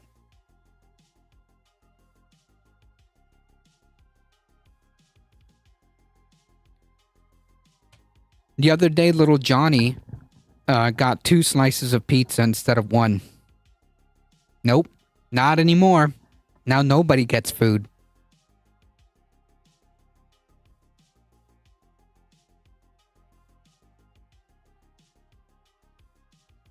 Yeah, teach kids mining and feed them hardtack and dried meats for lunch. Widespread fraud. Such a proposal, which has been pitched before without gaining much traction, I wonder why, could theoretically eliminate the baseline standards for nutritional standards and basic access, said Crystal Fitzsimmons, the Child Nutrition Program and Policy Director at Food Research and Action Center. At this point, we have over 40,000 schools participating in community eligibility, and that allows them to offer breakfast and lunch to all students at no charge. There have been year after year increases in participation because the option is so popular to eligible schools around the country. Republicans have worked hard for years to undermine school lunch programs, but the staying focus on the goal, even in rhetoric, is notably given the warm reception some states have received in instituting universal school lunch. In Minnesota, for example, 70% of Minnesotans, including 57% of conservatives and 54% of senior citizens, were found to have approved of the policy change that took effect last summer, even after reports that the program was proven to be more costly than anticipated due to the greater than expected demand. Statewide polling in Pennsylvania last year found that 82% of people supporting expanding their free school program included lunch too, while 87% of Ohio K-12 parents were found in 2022 to support school meals for all, regardless of ability to pay. Yep. Which, I mean, another 7 states, California, Colorado, Maine, Massachusetts, Michigan, New Mexico, and Vermont, have also passed universal school lunch programs, while at least 26 more states, including Washington, D.C., are considering ways to achieve this policy. Nevada, meanwhile, used leftover COVID relief funding to offer 1 more year of free school meals to all students throughout this school year. The ambition is endorsed by an increasingly large coalition of groups, including the American Federation of Teachers, American Heart Association, and the National Education Association. Republicans, however, view the universal version of the policy as fundamentally wasteful. Yeah.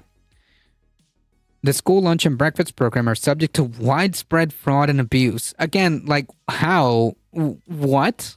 So are they saying paying universal free meals is itself fraud? I don't understand. Like, you know, like I said, apparently Timmy last time got an extra slice of pizza, and yeah, that constitutes widespread fraud.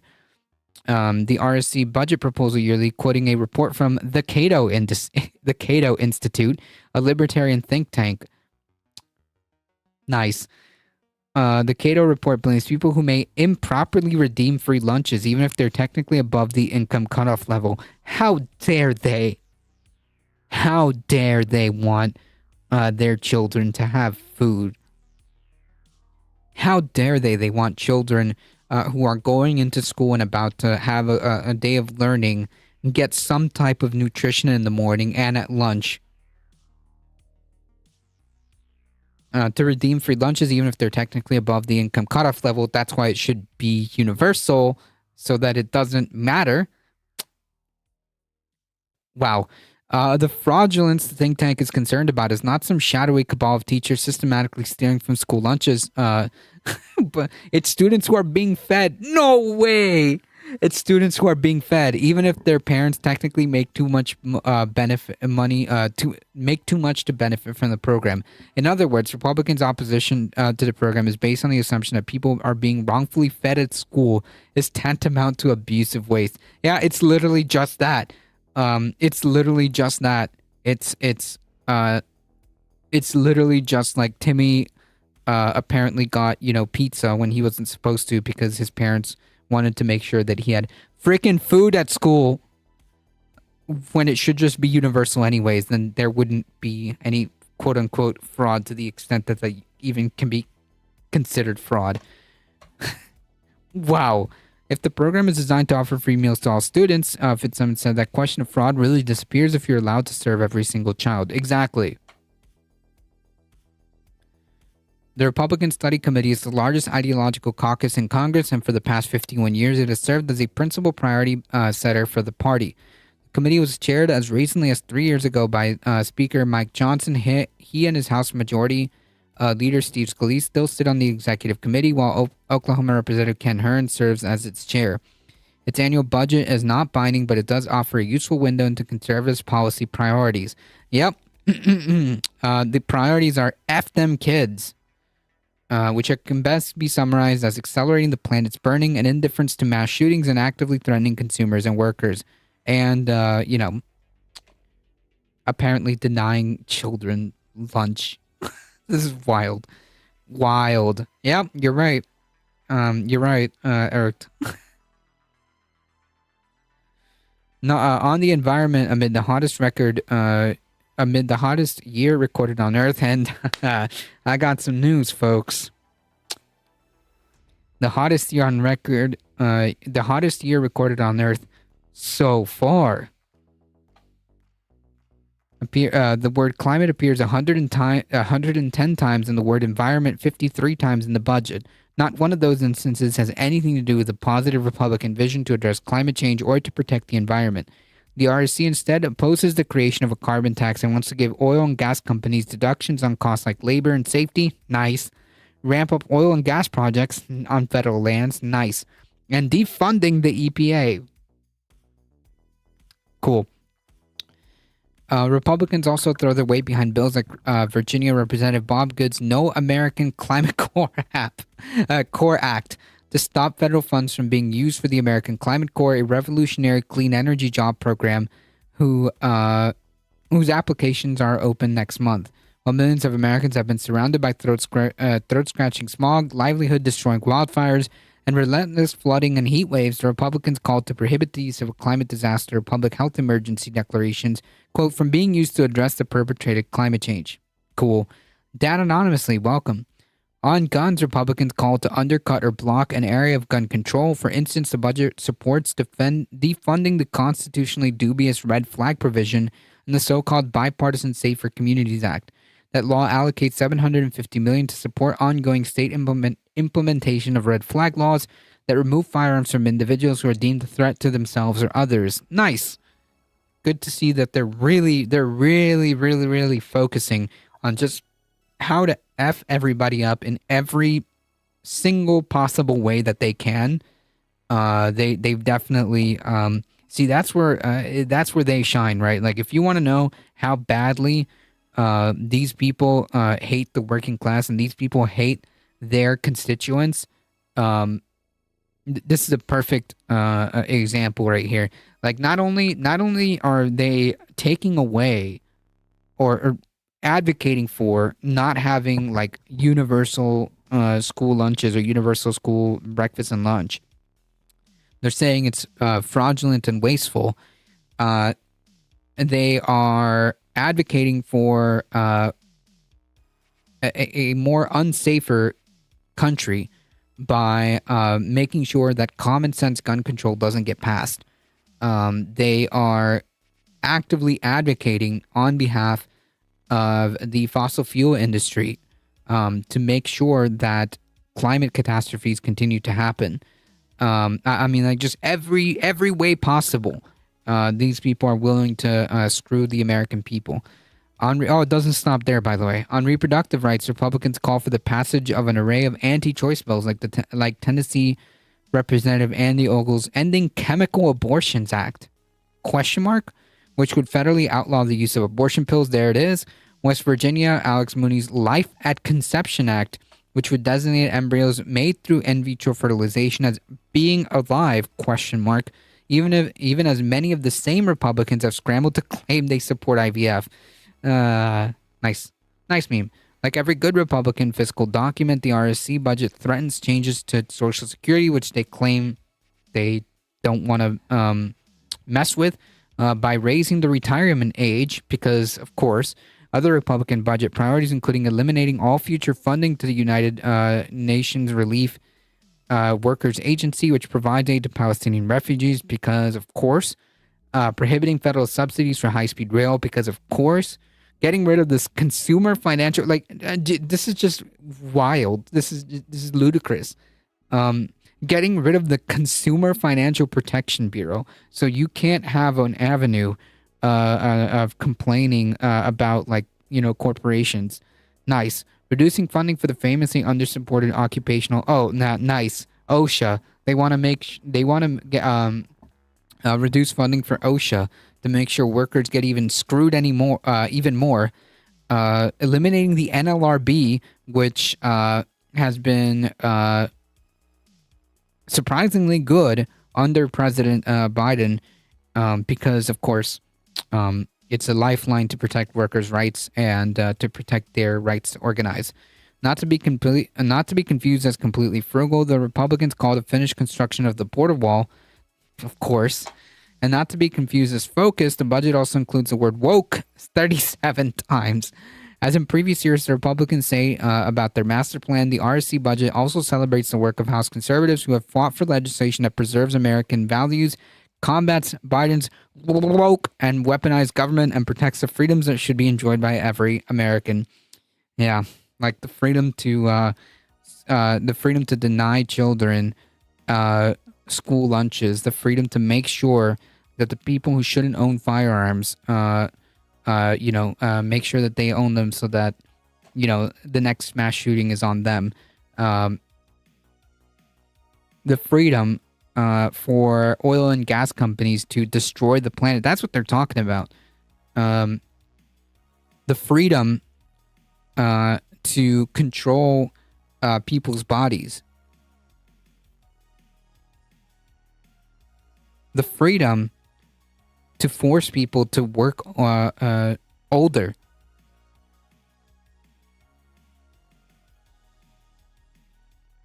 That's what they're talking about.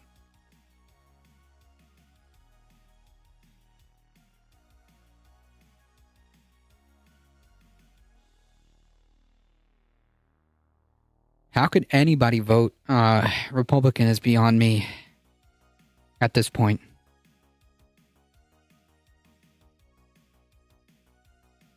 Like, none of this is a secret, by the way. None of this is a secret.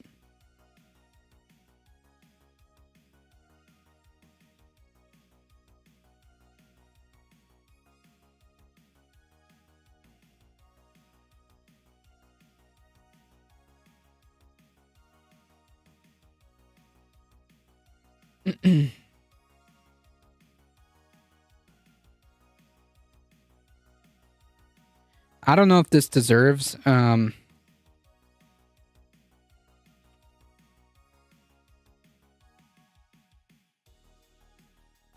don't know if this deserves a TW, but just in case it does,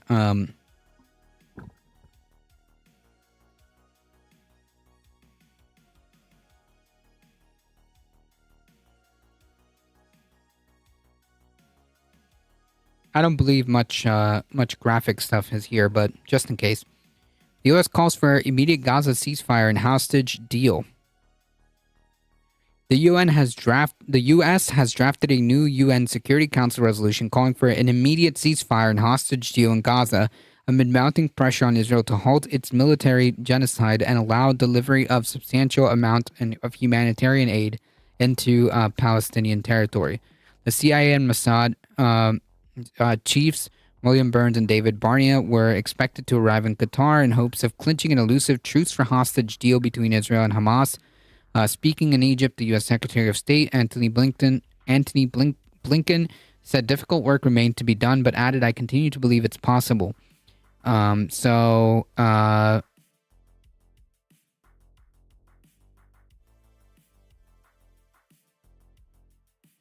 doubt about it.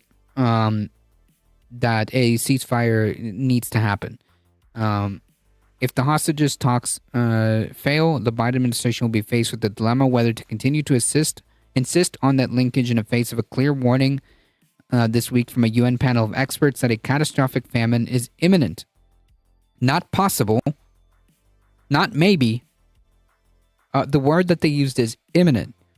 The wording of the new U.S. draft resolution presented on Thursday, today seen by The Guardian, was more ambiguous than Blinken about the linkage. It said an immediate and sustained ceasefire was imperative, adding that towards that end, unequivocal support should be given to hostage negotiations. European diplomat at the UN said the stress on an immediate ceasefire and the phrase "towards that end" shows significant movement in the U.S. position. I think it is a shift that says that a ceasefire is not contingent on a specific deal. It needs to happen. The shift in wording came as European leaders met in Brussels to discuss a common EU call for ceasefire. The EU Foreign Policy Chief, Joseph Borrell, said the failure to get an immediate and enough aid into Gaza was a failure of humanity and condemned Israel's reluctance to give full road access to a convoy of trucks waiting with humanitarian aid on the border with Gaza. Yeah, like that's literally the reason why this is happening. But Borrell said he was happy that the EU member states were asked to adopt a declaration on Israel that went radically beyond the conclusions in October when they agreed to call for a humanitarian pause in the conflict. European sources said the change in the U.S. position on a ceasefire may have allowed Austria and Czechia to revisit their position and join other member states like Germany in supporting the wording in draft communique, calling for an immediate humanitarian pause leading to a sustainable ceasefire. It just has to be like a ceasefire. Like there's no. It needs to stop. Another way of wording it is Israel needs to stop. The change in U.S. language also increases the pressure on Israeli government, which has been insisting it will carry out a new offensive on the southern Gaza city of Rafah in the face of strong U.S. objections. The hostage talk in Doha will focus on closing a stubborn gap between the negotiating position of the two parties. Israel has rejected a Hamas proposal for hostage release in exchange for an agreement that would end this genocide. Israel is focused instead on a temporary pause in which 40 particularly vulnerable hostages, elderly and sick people, and some women would be freed for a 6-way cessation of hostilities. I think the gap is narrowing, and I think an agreement is very much possible. Here's the negotiation. Hey, you either stop this shit or I start publicly saying that we're not going to support you. Do you understand? That's it. That's the agreement. But Blinken restated the U.S. opposition to a planned Israeli offensive on Rafah, the southernmost Gaza city, where more than 1 million Palestinians have taken shelter from Israeli bombing. A major military operation in Rafah would be a mistake, something we don't support. And it's also not necessary to deal with Hamas, which is necessary. ?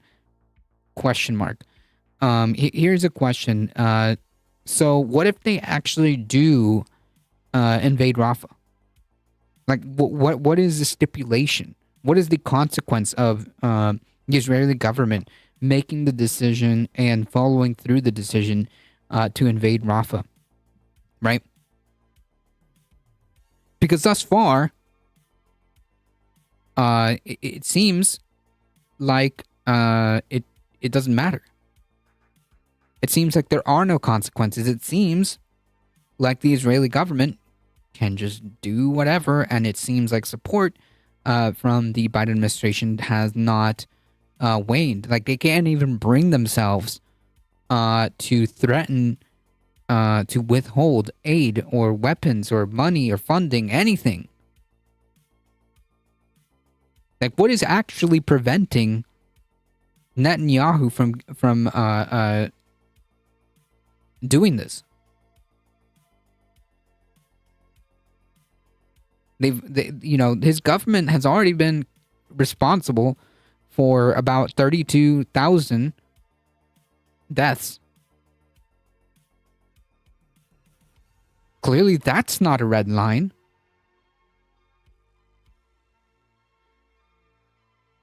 The Israeli Prime Minister Benjamin Netanyahu is meanwhile threatening to use his political clout in the U.S. and his close relationships with the Republican Party to resist pressure from the administration. Like, listen, there is, the only thing that needs to happen right now is for Biden to call him up and say, listen, bro, you either stop or I'm going to do everything that I can to cut you off. There'll be no weapons, or at least I will do whatever it is within my presidential power and within my capabilities in the bully pulpit to call for the cessation of any weapons, any funding, any aid to Israel, and I will, use the bully pulpit as, on the international stage to do the same thing. You need to stop. And that's it. I bet that that would be the end of that. Which Netanyahu held a 45-minute call with the Republican senators on Wednesday yesterday, which he vowed to press ahead with the Rafah operation. Again, so what is stopping him from doing this?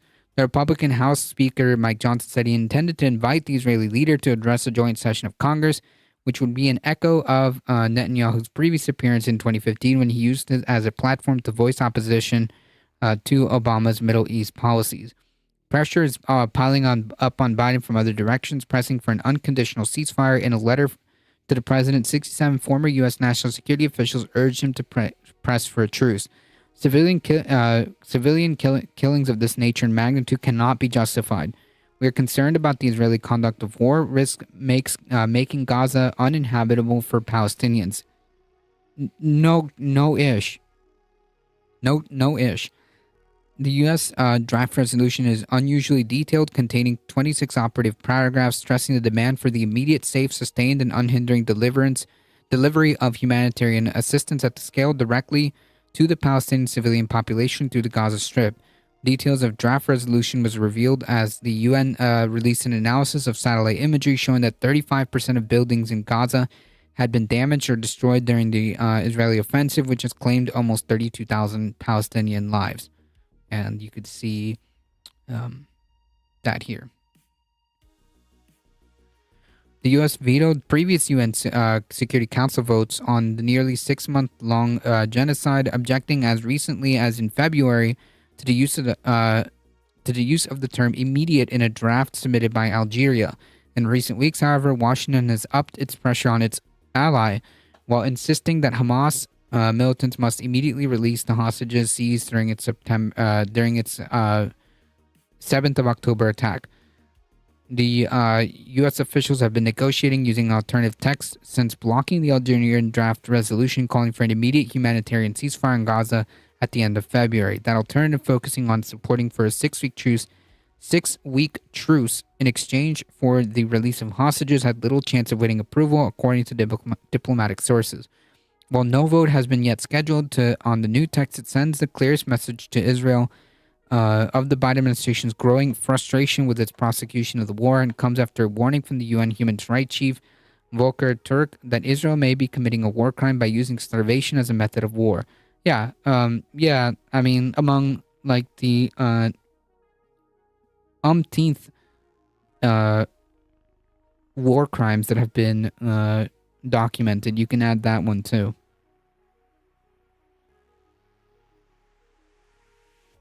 At the end of the day, I hope a ceasefire is reached, and I hope that the administration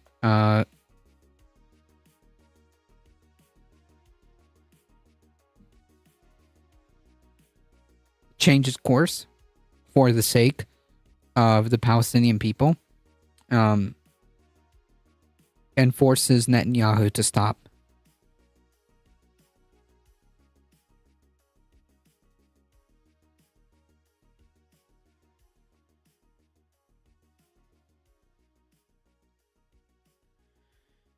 All right, folks.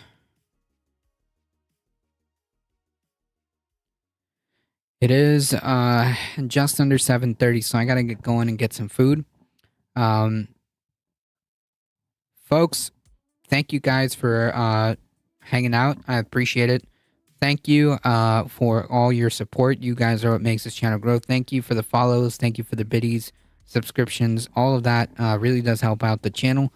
If you want to continue to support the channel, don't forget, there are many different ways you can follow. If you're on the YouTube, like, share, comment, subscribe, do all that awesome stuff. It really does help us out. Spread the word. We're here Monday through Thursday, 5 p.m. Eastern Time. And we'll be back on Monday. Join the Discord if you want to keep up with the channel. Join the Discord. And we do have monthly movie nights. So not this Saturday, but the next Saturday, we will have a movie night. So definitely, if you want to join, make sure you hit the exclamation Discord. If you want to support the channel and want to do so while wearing some cool merch, you can do exclamation mark merch. Thank you, Michael Hassler, and thank you, Heat, for modding the chat. I appreciate all of you guys hanging out. You guys are what makes this channel grow. Again, we'll be back on Monday. So I appreciate you guys. Thank you, as always. Please stay safe. Please take care of each other. Viana, I hope to see you guys in the next one Monday. See ya.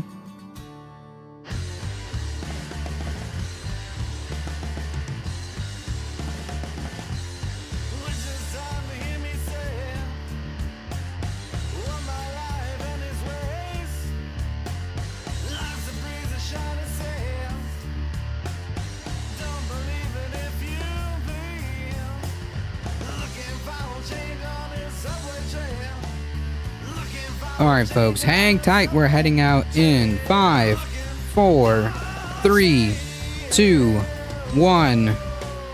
Bye-bye.